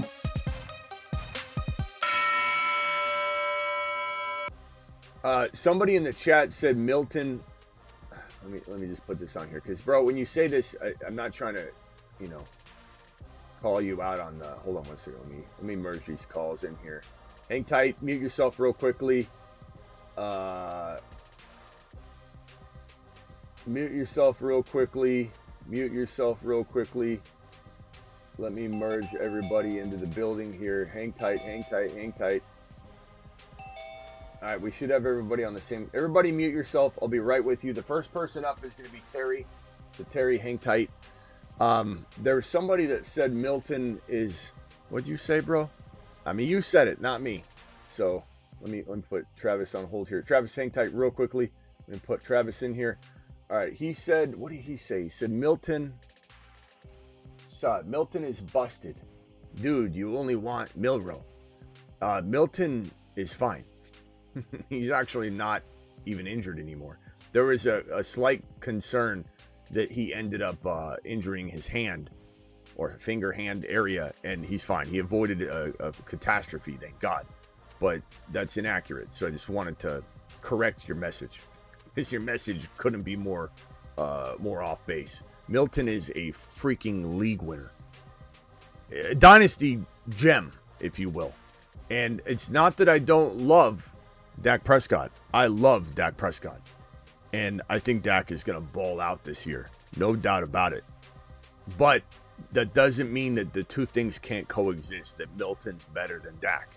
Like, people have a tough time with statements like that. I like Dak. Dak is going to have a field day. Pickens for Dak is glory. Pickens for CeeDee Lamb is glory. This Dallas Cowboys offense is going to light it up. And whoever's signal calling and gunslinging back there is going to have a field day. But just because that exists does not mean that Milton isn't better than Dak Prescott. And Jerry, people say things like Jerry would never let that happen. People that say that I don't think you know Jerry Jones. You say that as if Jerry's the problem here for this situation to unfold that way. Jerry's the one person on planet Earth that if you were rooting for Milton to get a shot and never relinquish his job, Jerry's the guy you want in that decision-making position because he's not all there, so he's capable of doing a wild man move. And keep in mind, Jerry traded for Milton. How much better would Jerry feel about himself when the fan base continues to doubt Dak? He barely re-signed Dak. He pushed back on signing Dak. He contemplated kicking Dak to the curb. You think he's loyal to Dak? The money is there, but you can trade him. And the dead cap is horrible, but you could still trade him. If you think Jerry Jones doesn't get more satisfaction out of being the guy that said, go get Milton, and Milton being the marvel that I think he is, you don't know Jerry Jones. Jerry Jones is the perfect man for this job right now. He's been called for this moment right now. He's been the disaster the entire way. He's a horrible GM, but he did know to go get Milton, and he is the guy that would pull that trigger. Just so you know. Let me go over to Travis real quick, and then I'll go over to Terry. Travis, you're live. Hey, so, yeah, I mean, we've talked about it a decent amount, but I think Tyler Warren is one of the safer top, 10 or 12 tight ends this year just because of the targets he's going to get. I understand the tight end, the touchdowns may not come, but like we saw, if a guy like Bowers or McBride, I'm not saying he's them, but they got around 140, 150 targets last year with minimal touchdowns. And they were at the top, top 5 tight ends. So for Warren to be a top 10 tight end, I don't think it's going to be that hard for him to clear that. Yeah. I think, as I said earlier, I want to own zero Indianapolis Colts players except for Warren. Even this, Josh Downs hype that he's getting right now, I like Downs. I really do. It's definitely he's a good player, but just keep in mind that there's no guarantees he's getting any sort of consistency whatsoever. And Danny Dimes is the worst quarterback for the job. He's the worst quarterback for the job. And he's gonna be one of those players that just ruins the value of everybody involved. Someone said Gardner Johnson torn ACL. Wrong, Terry.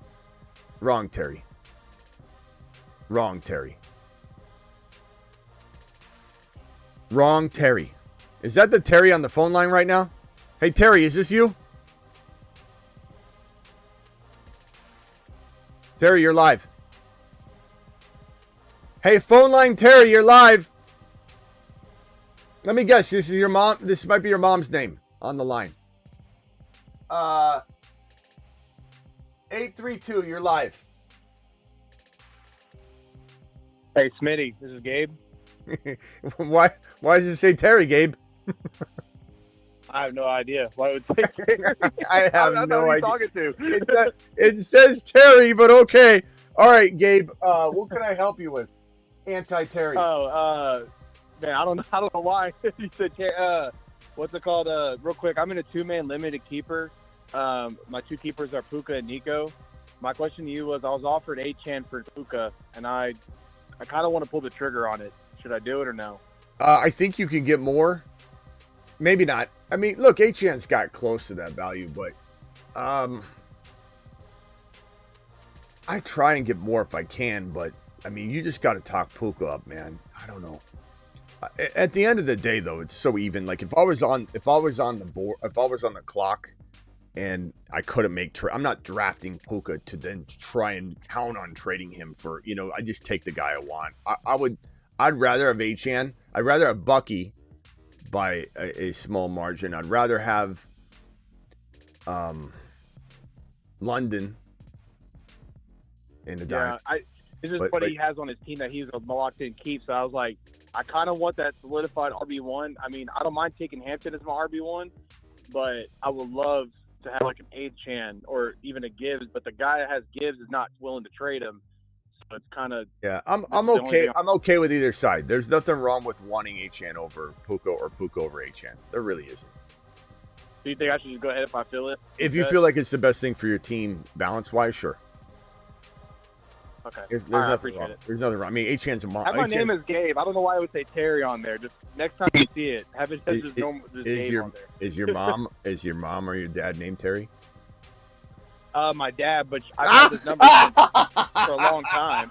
So I'm 28, bro, you're on your number. You're on your pops' phone line. No, I had this number forever. Oh man. Well, I mean, it's tied to it. I don't know why it would do that. Are you paying the bill yourself now? Yeah. Attaboy! I don't know why I would have that. I have a house, kid, everything. I don't know. I don't need my daddy to pay for nothing. Next is insurance. Next, we're gonna get you off the car insurance. We're baby steps. Oh hell! All right, Gabe. Appreciate you. Later, bro. Later, man. Terry in the chat says that's not him. Well, yeah, but you're still this Terry that's putting out this bogus information. But okay. Let's see here. Super chat here. Trade Penix for Goff in Dynasty. If you like losing, trade Penix for Goff. Yeah, sure. If the loser of the league gets the money, that's where you're gonna execute upon that beauty. Bro, Penix Jr. is a gunslinger. Penix Jr. commands maybe the best offense in the league. Goff just he manages the one of the better offenses or better weaponry arsenals in the league. Goff's a manager. Penix Jr. is a general, an absolute general, my boy.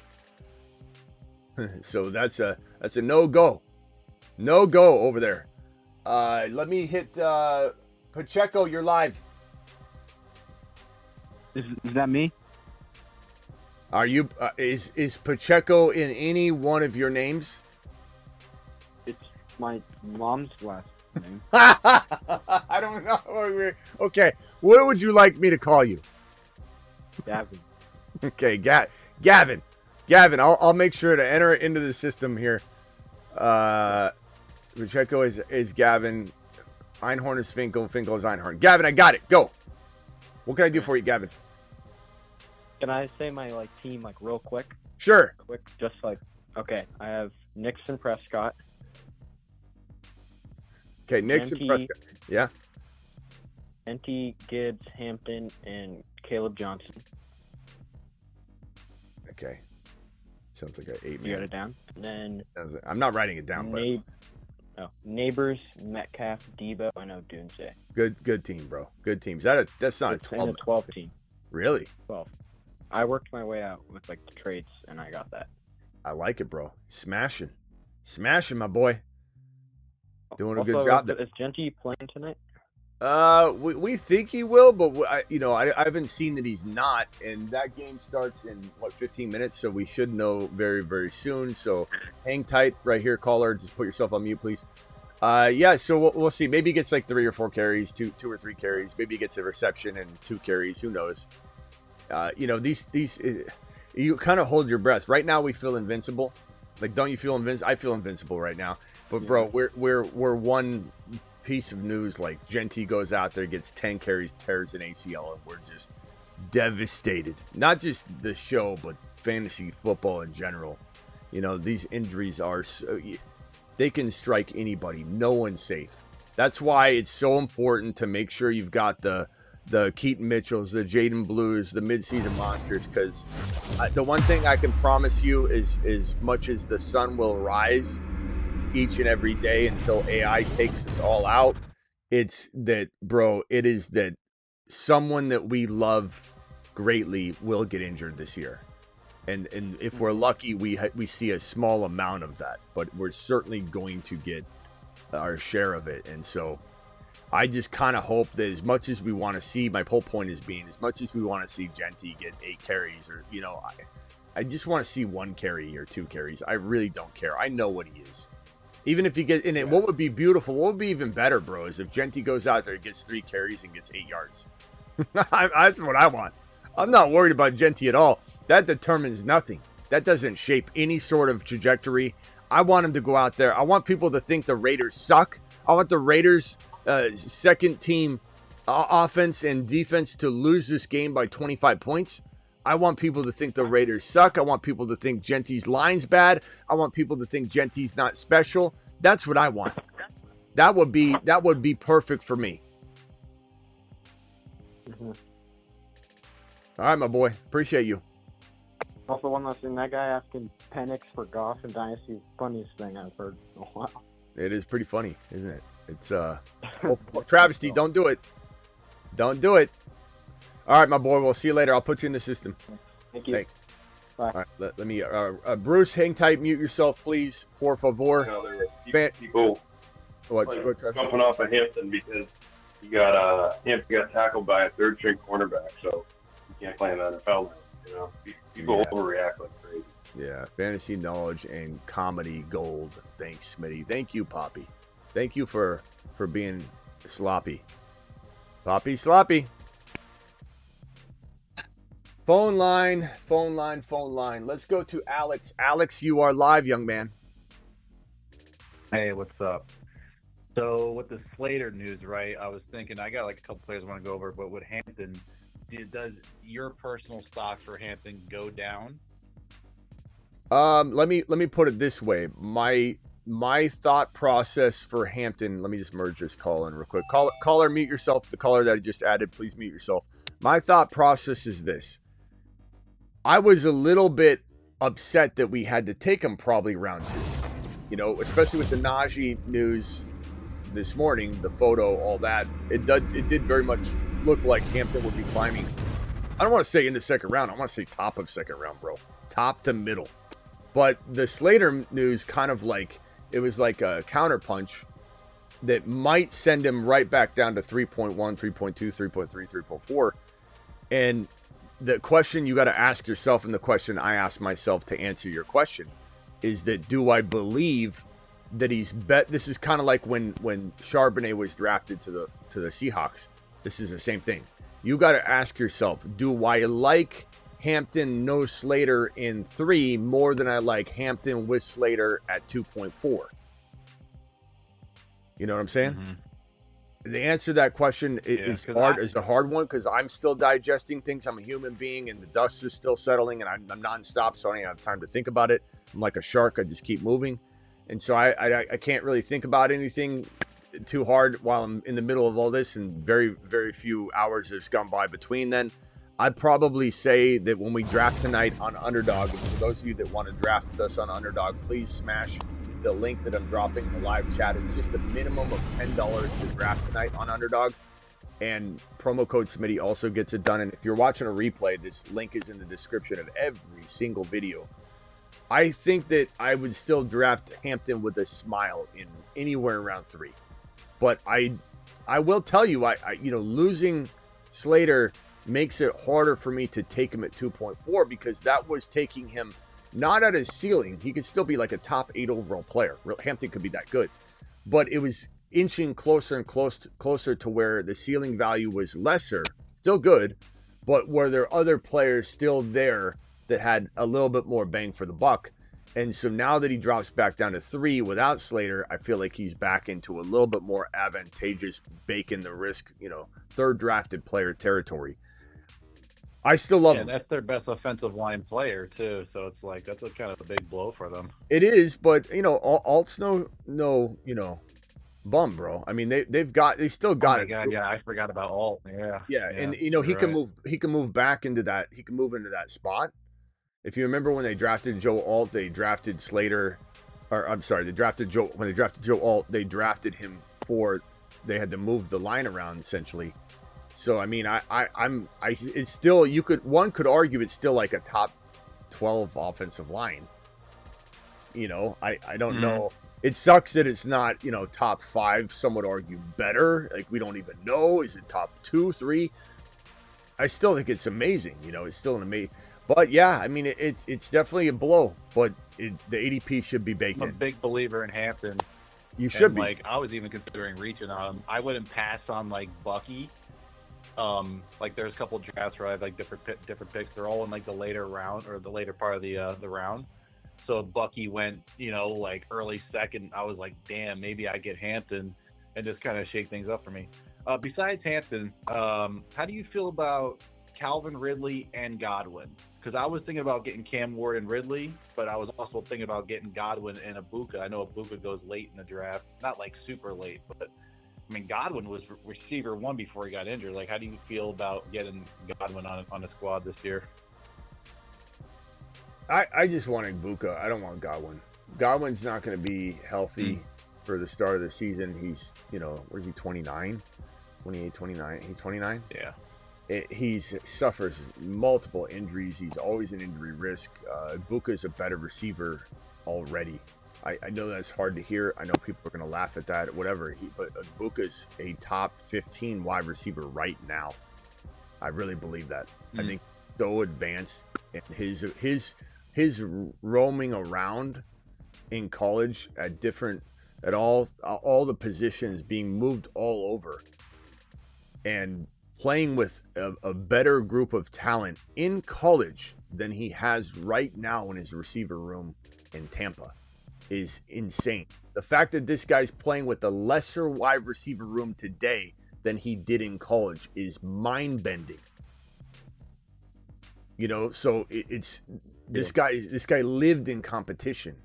Play with JSN, play with Garrett Wilson, play with Chris Olave, play with Marvin Harrison Jr., play with Jeremiah Smith, probably the best receiver maybe in the league in 2 years when he's in the league. That is a guy that's lived with competition his entirety of college. Like, college is insane. He's so ready.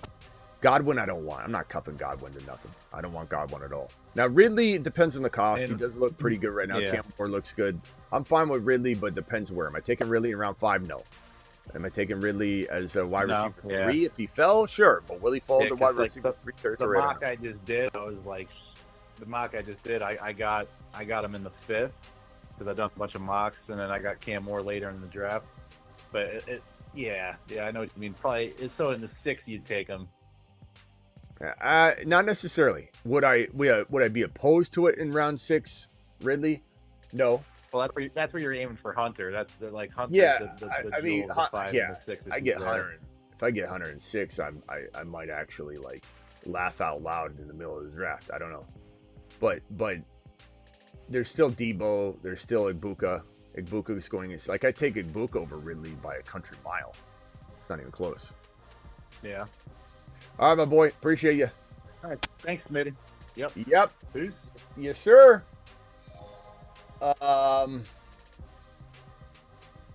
316. What is your name? Where are you calling from? 316. Yo, what's up, Smitty? It's Dylan calling from Kansas. What's up, Dylan? What can I do for you? Hey, well, I was gonna call about Sam Darnold, but then I heard the guy who called in about Warren, and it seems like you're kind of like high on Warren but low on JC, and I'm just trying to figure out like why is Warren high for you, I guess. Because he's going to be literally the peppered player that gets nothing but targets on a team that's going to be playing from behind in the 3rd and 4th quarter, throwing the ball. So it's like, hey, Warren, here you go. Warren, here you go. And, bro, Warren in college had nothing but manufactured plays for him. Like, what that means is that you're at the line, it's blue 32, the ball's going to Warren. Just like manufactured touches for Debo. Like, they'd snap the ball, Jimmy Garoppolo would literally say, this is going to Debo in the huddle. It is manufactured. It was not something where you're going through your progressions. Tyler Warren is going to literally have a handful of dedicated plays that are just for him, and he's going to be the best receiver on the team. He'll be the top option for Danny Dimes. So I'll admit I have one league where I have JC, but I didn't know if it was like a prospect thing or if you saw like highlights and thought Warren was going to be a star. But it sounds No, like let me ask you a question. Was Barkley undervalued last year walking into the season? The answer is yes, because he was going in the second round, and he was a Mars man, and we told everyone that if you drafted Barkley, you win a league.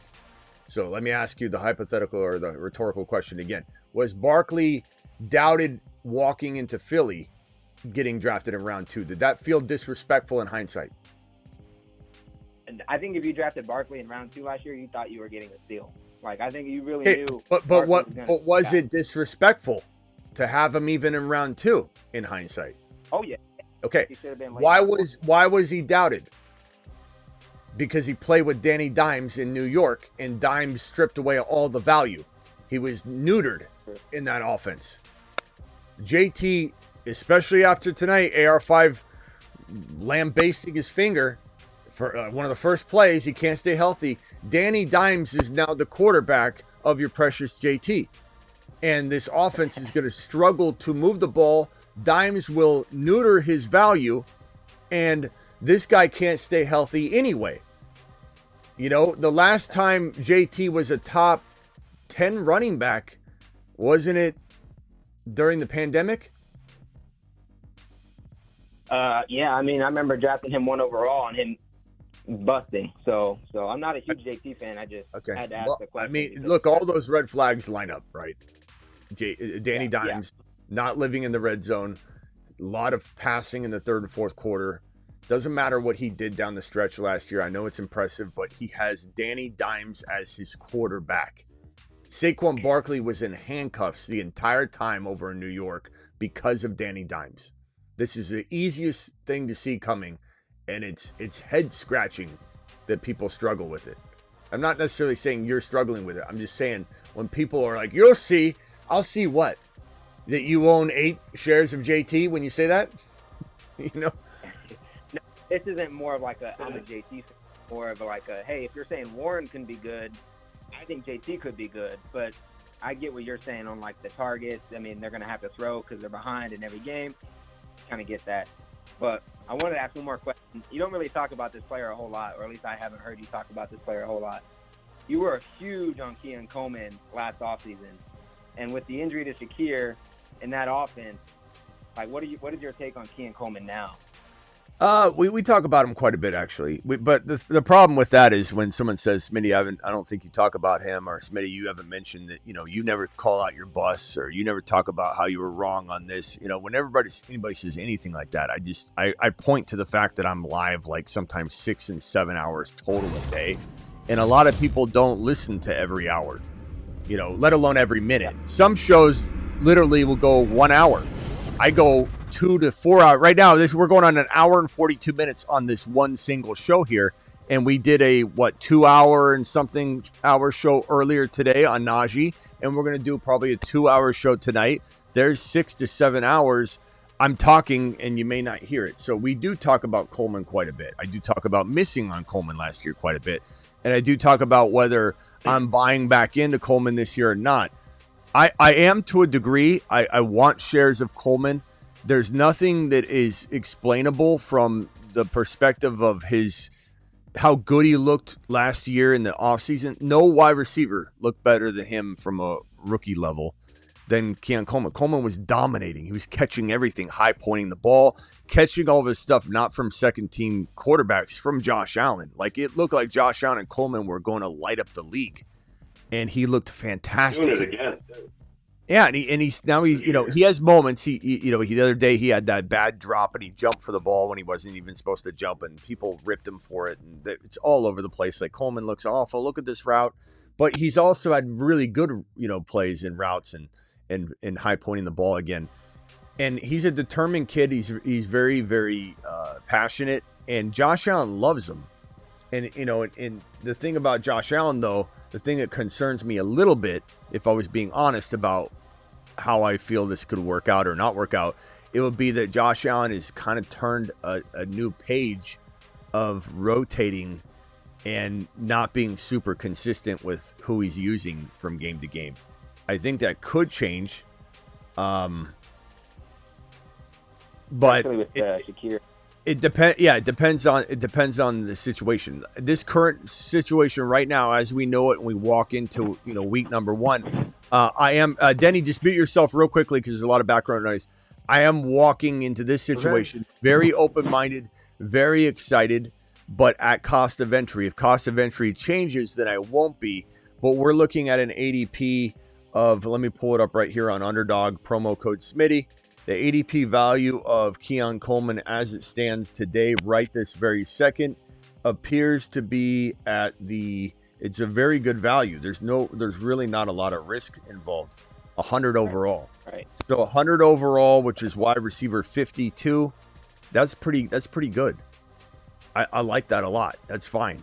Do I want it in every league? Not necessarily, because you have players like Trey Harris. You have players like Marvin Mims, who I also like. You got a player like Jaden Higgins. You got a player like, even if you go far down past that, really far past that, Dante Thornton, players like that I do also want shares of. Is there a chance that Torrey Horton, the number 2 Seattle Seahawk wide receiver this year, or will be the rookie, could he be better than Coleman this year?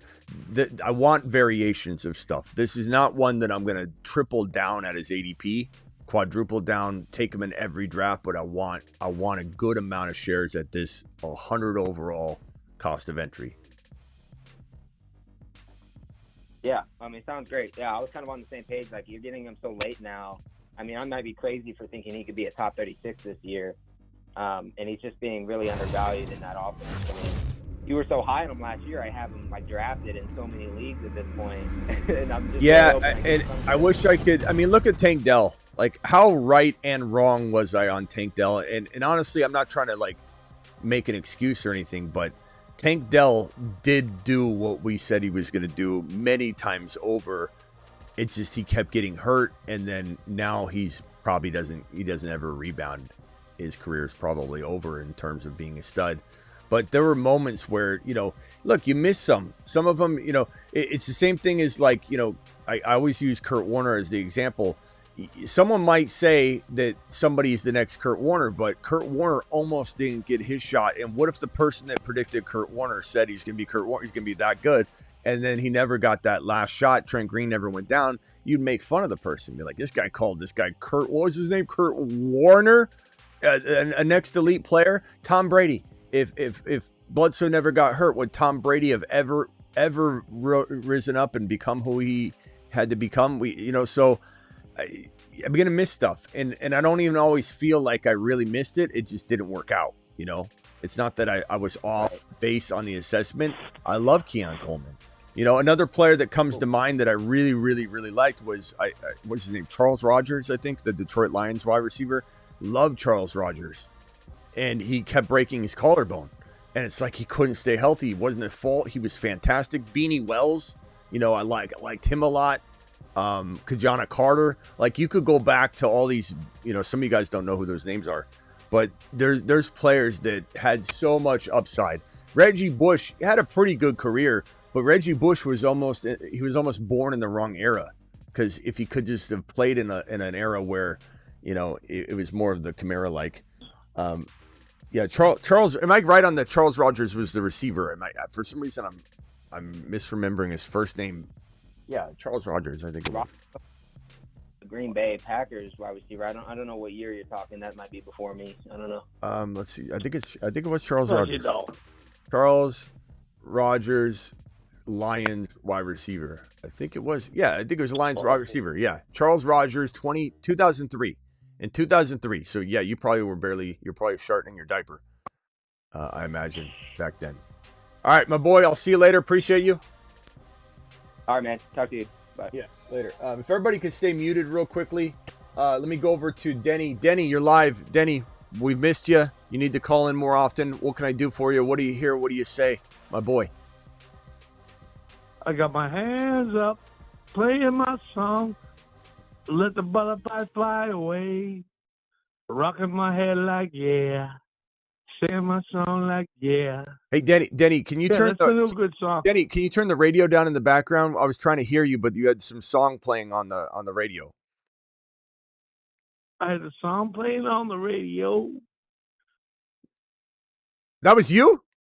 Okay, yeah, I turned it down. That I thought you said I was okay, Spider. Oh, that sounded like it was the radio. What can I do for you, Denny? We're really glad to have you here, my boy. Dude, I'm telling you, that's a good tune. That tune by Denny. Let's keep it football because because there's there's a lot. hands up, playing my song, rocking in the USA, ringing my hand like yeah, nodding my head like yeah. No, Smitty. Yeah. I have a lot of things to talk about, and you need to listen to me. Okay. Would you good? All right. Who's coming in hot? We're waiting. You say you got a lot of things to say. We're waiting, Denny.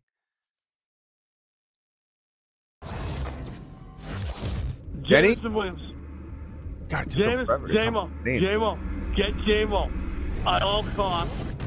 And I know, dude, can you tell me what happened? I was listening to your show, and I wasn't on there live, but I was listening to it. It was about this dude. Oh, my God. And he said he was, like, on the outs. All right, Denny, we got to keep it moving. We got to keep it moving. You're dragging it slow like a snail. This is like watching paint dry. You got to speed it up. Okay, J-Mo, you like J-Mo? All right. Go ahead. Very good. Okay, go. You said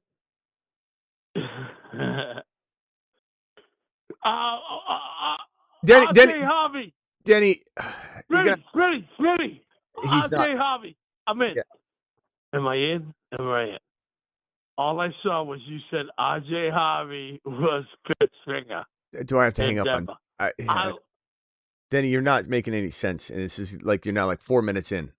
I got a rule if you're not gonna hit some clarity points here. R.J. Harvey is Harvey. Okay. I hate Finish him.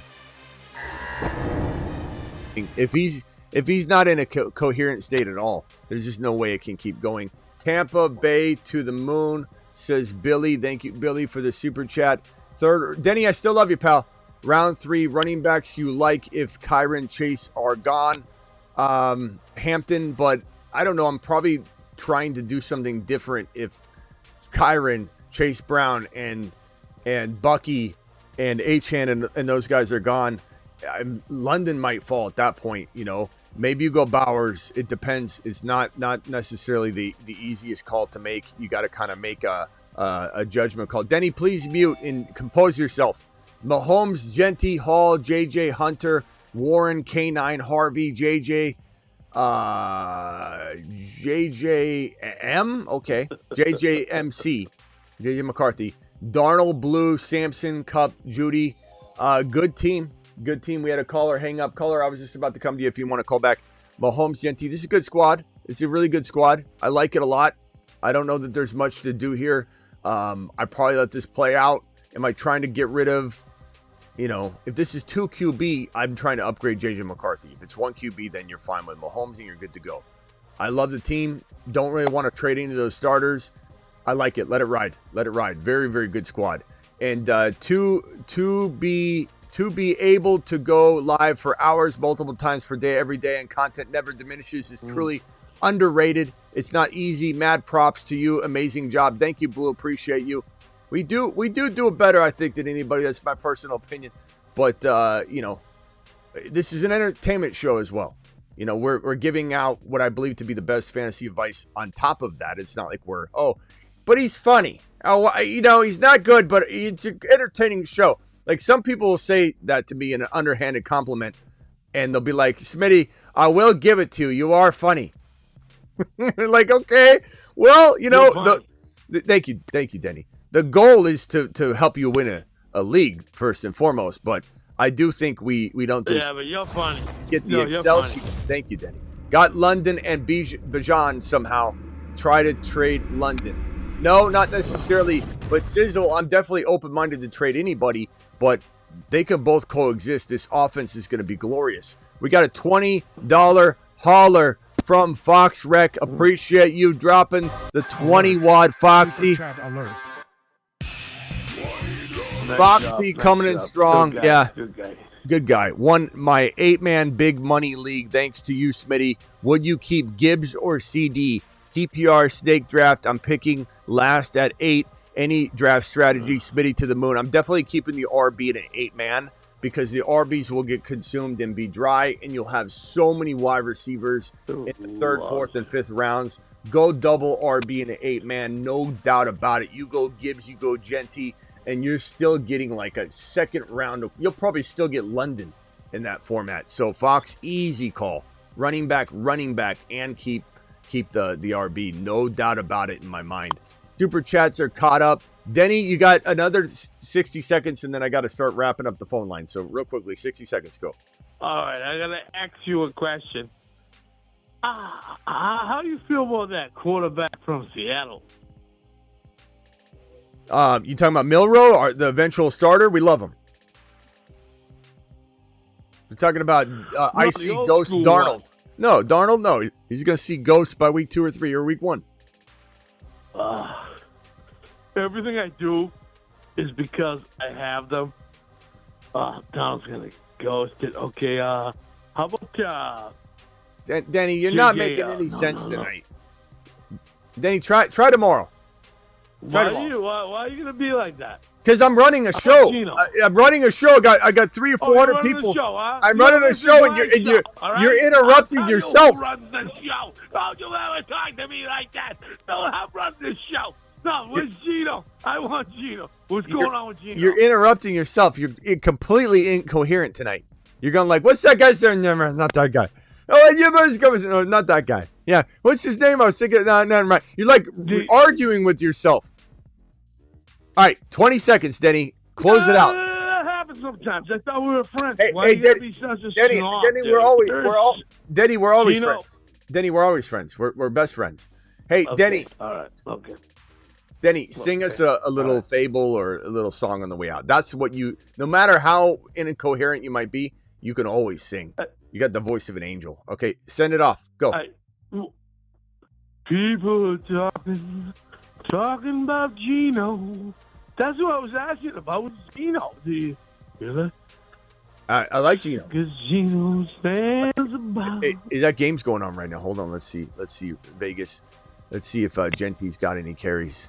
Genty, 1 carry, 3 yards. That's what we want. We want him to have like 2 or 3 carries for like 8 yards, and then just walk out of the game and everybody go, oh no. Gino's 1 for 3. Gino's 1 for 3 so far. Seattle's got the ball. All right, Denny, got to go. Appreciate you, bro. Got to go. No. Don't leave me. I got to go. Later. Okay. All right. Thanks, me. Big kisses. Call back tonight. 516, you're live. What's your name, 516? Make it as fast as you can. I mean, Daiquiri Denny got to keep the JMO out of the libations, and we're keeping it real here. It's Al from New York, lifetime member. What's up, Al? Quick questions. Where's the Mars Men, Moon Men, Saturn Men on the lifetime page on the access? That's the first question. I'll put it up. Question is, I'm seeing on the top 200, you'd have like Kyler Murray over Bo Nix and Mahomes. Why are you so high on Kyler Murray?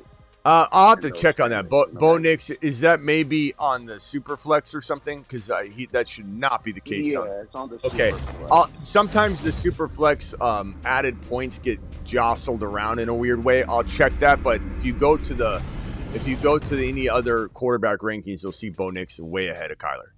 So I'll check on that. That sounds like an error. Thank you for telling me.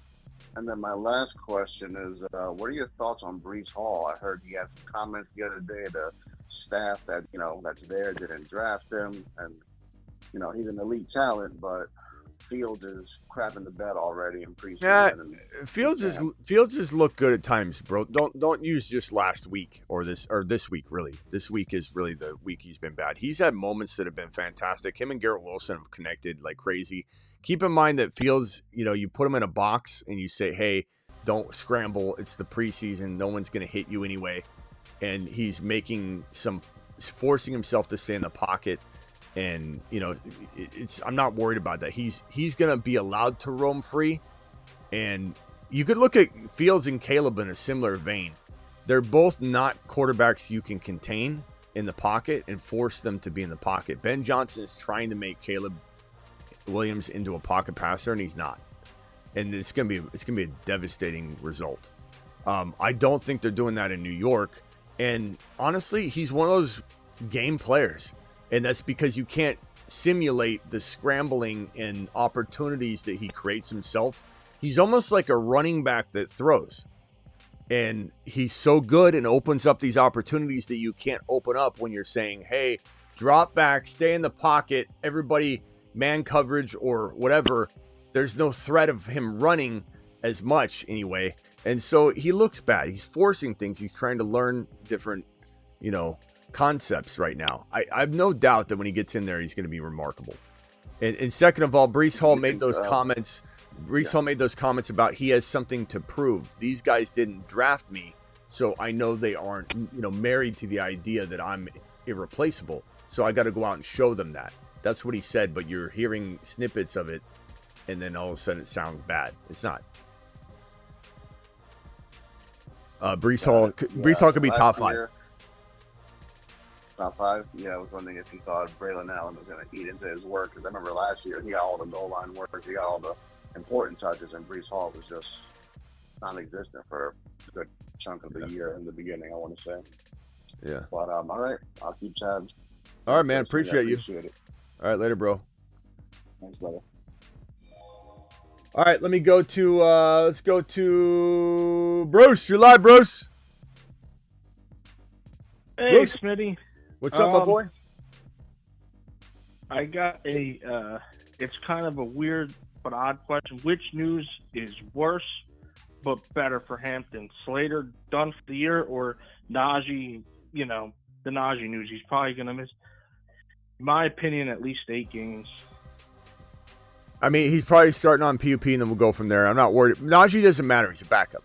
It doesn't matter. If he's not doing it, Vidal will. If Vidal's not doing it, Najee can do it. Like, it's not a big deal. It's nothing burger. I think they kind of counterpunch each other.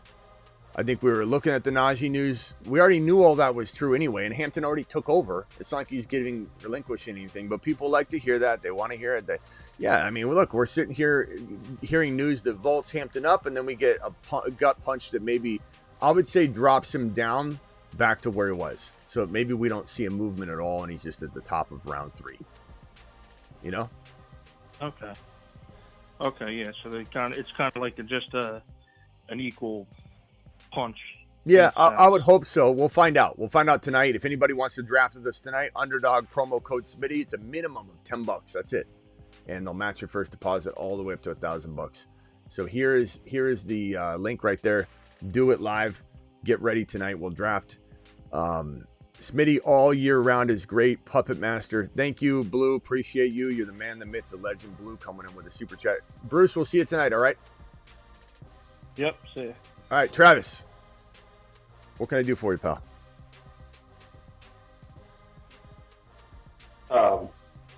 Yeah, I'm with you that hopefully Genty doesn't do too much, because it's been nice how he's been sliding just almost like a couple spots a week down the first round and then creeping into the second round and stuff like that. So yeah, Genty be awesome. Perfect. But like Bronco said, Genty 80-yard TD coming soon.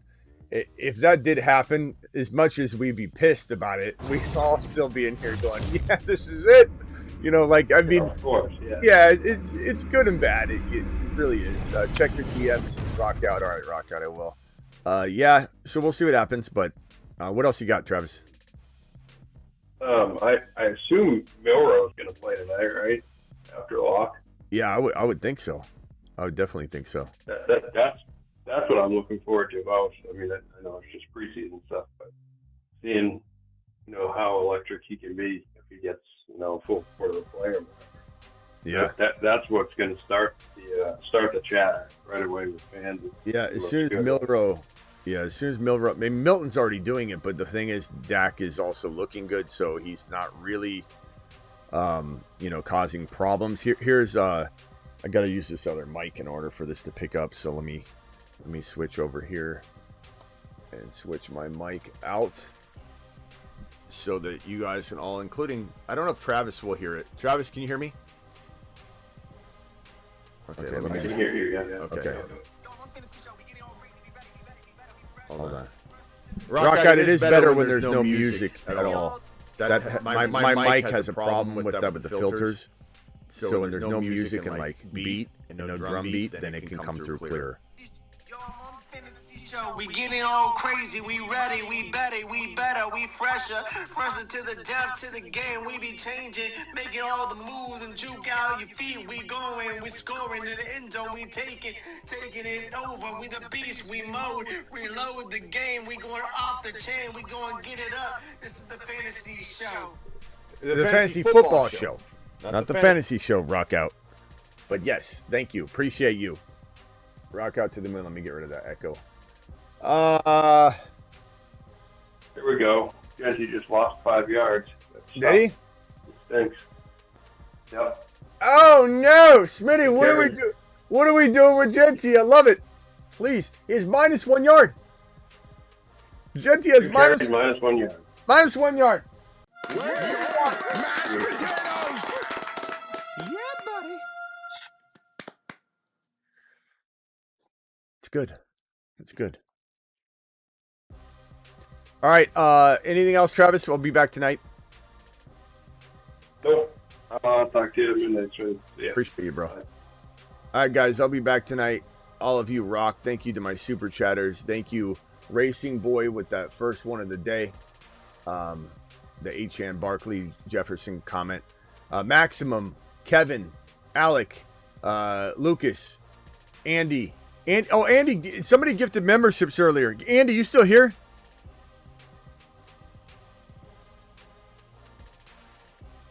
Andy gifted memberships. He gifted 10 of them, and I saw it, and then I never acknowledged it. Andy, you still here? Andy, I really appreciate you, my man. I hope you know that. I didn't mean to not see that or acknowledge it. Mashed potatoes! Andy to the moon. BBQ gifting 50 memberships earlier. Please thank BBQ and Andy if you got one. Andy, you still there? Damn, if Andy's gone and he didn't hear me acknowledge him, I'm going to be pissed at myself. I'm sorry, Andy. Andy, come back! Andy, come back! Thank you, Alec. Thank you, Lucas. Thank you, Andy. Thank you, Dubs. Thank you, Coble. Thank you, BBQ, for the super chat. Thank you, Best. Appreciate you. BBQ, rock out. 440 729. Lewis, appreciate you. Travis D. Poppy Sloppy, appreciate you. Billy, Panthers. Tay, appreciate you. Romero, was it Romeo or Romero? I forget who it was. Blue, thank you, Blue. Sizzle, thank you, Fox Rec, for the 20. Thank you, Blue, again, and rock out. And is Andy here? Did Andy acknowledge? I don't see Andy. Andy, if you're out there later, I appreciate you. Thank you so much for those gifted memberships, my boy. Dante Thornton, good catch. Pizza Party, Triple H, that's right.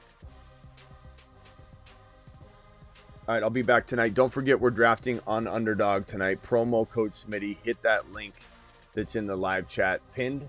Hit the link that's in the description if you're watching the replay. Code Smitty also gets it done if you just manually download the app and just use code Smitty. Here's the link. I'll drop it one more time fresh in the chat. We're going to draft tonight on Underdog. We'll see where Hampton goes and go from there. So here's the link. Let me go ahead and submit that. Boom! Do it live. Smash that link. Don't forget to get on over to my Patreon. My Patreon's popping right now. During the games, we piled into the Game Day Lounge, and some people were in the other chat room in the Patreon, and they're chatting away. And I'm like, bro, we're all piled in the Game Day Lounge right now. And they're like, oh shit. They went over to it. We're sitting there all inside. Whenever there's a game, we're piled in the Game Day Lounge, play by play, talking through. You can't even, it's just like the live chat here on YouTube. It's just Go check it out. $10 a month. I just dropped that link. Cancel anytime. It's the best place to get, in my opinion, 24/7 live chat advice from the entire community that you see so helpful in the live chat. They're over on Patreon. And I will be back tonight to draft with you on Underdog. Link in description. Code Smitty. We'll be drafting, doing it live. We go live more than anybody you can find, I'm pretty sure. And we're live at midnight Eastern almost every single night. We're live at 8 p.m. Eastern every weekday. 8 p.m. every Monday through Friday. And I'm additionally live like I was this morning on the Naji news. We're live almost every time there's some sort of big news that needs to be broken down, because we do it live and we always do it that way. Appreciate you all. Genty, -1 yard. That's what we want. Do it live. See you all. Thank you, moderators. Thank you, super chatters. Dose.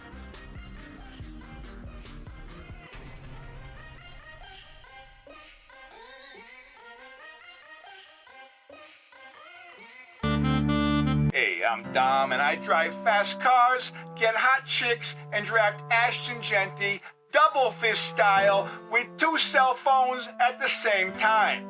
Why do I have 2 cell phones? One for looking up Ashton Genty stats all day, the other is for getting chicks. We already got 2 Worried Williams in the live chat. Big Shot says Genty looks like crap. Oh, you gotta love it. You gotta love it. People are gonna blame the Raiders too, though, which is gonna be nice. Genty has 3 carries, and he looks like crap, huh? Genty has 3 carries. He looks so bad. He looks so bad.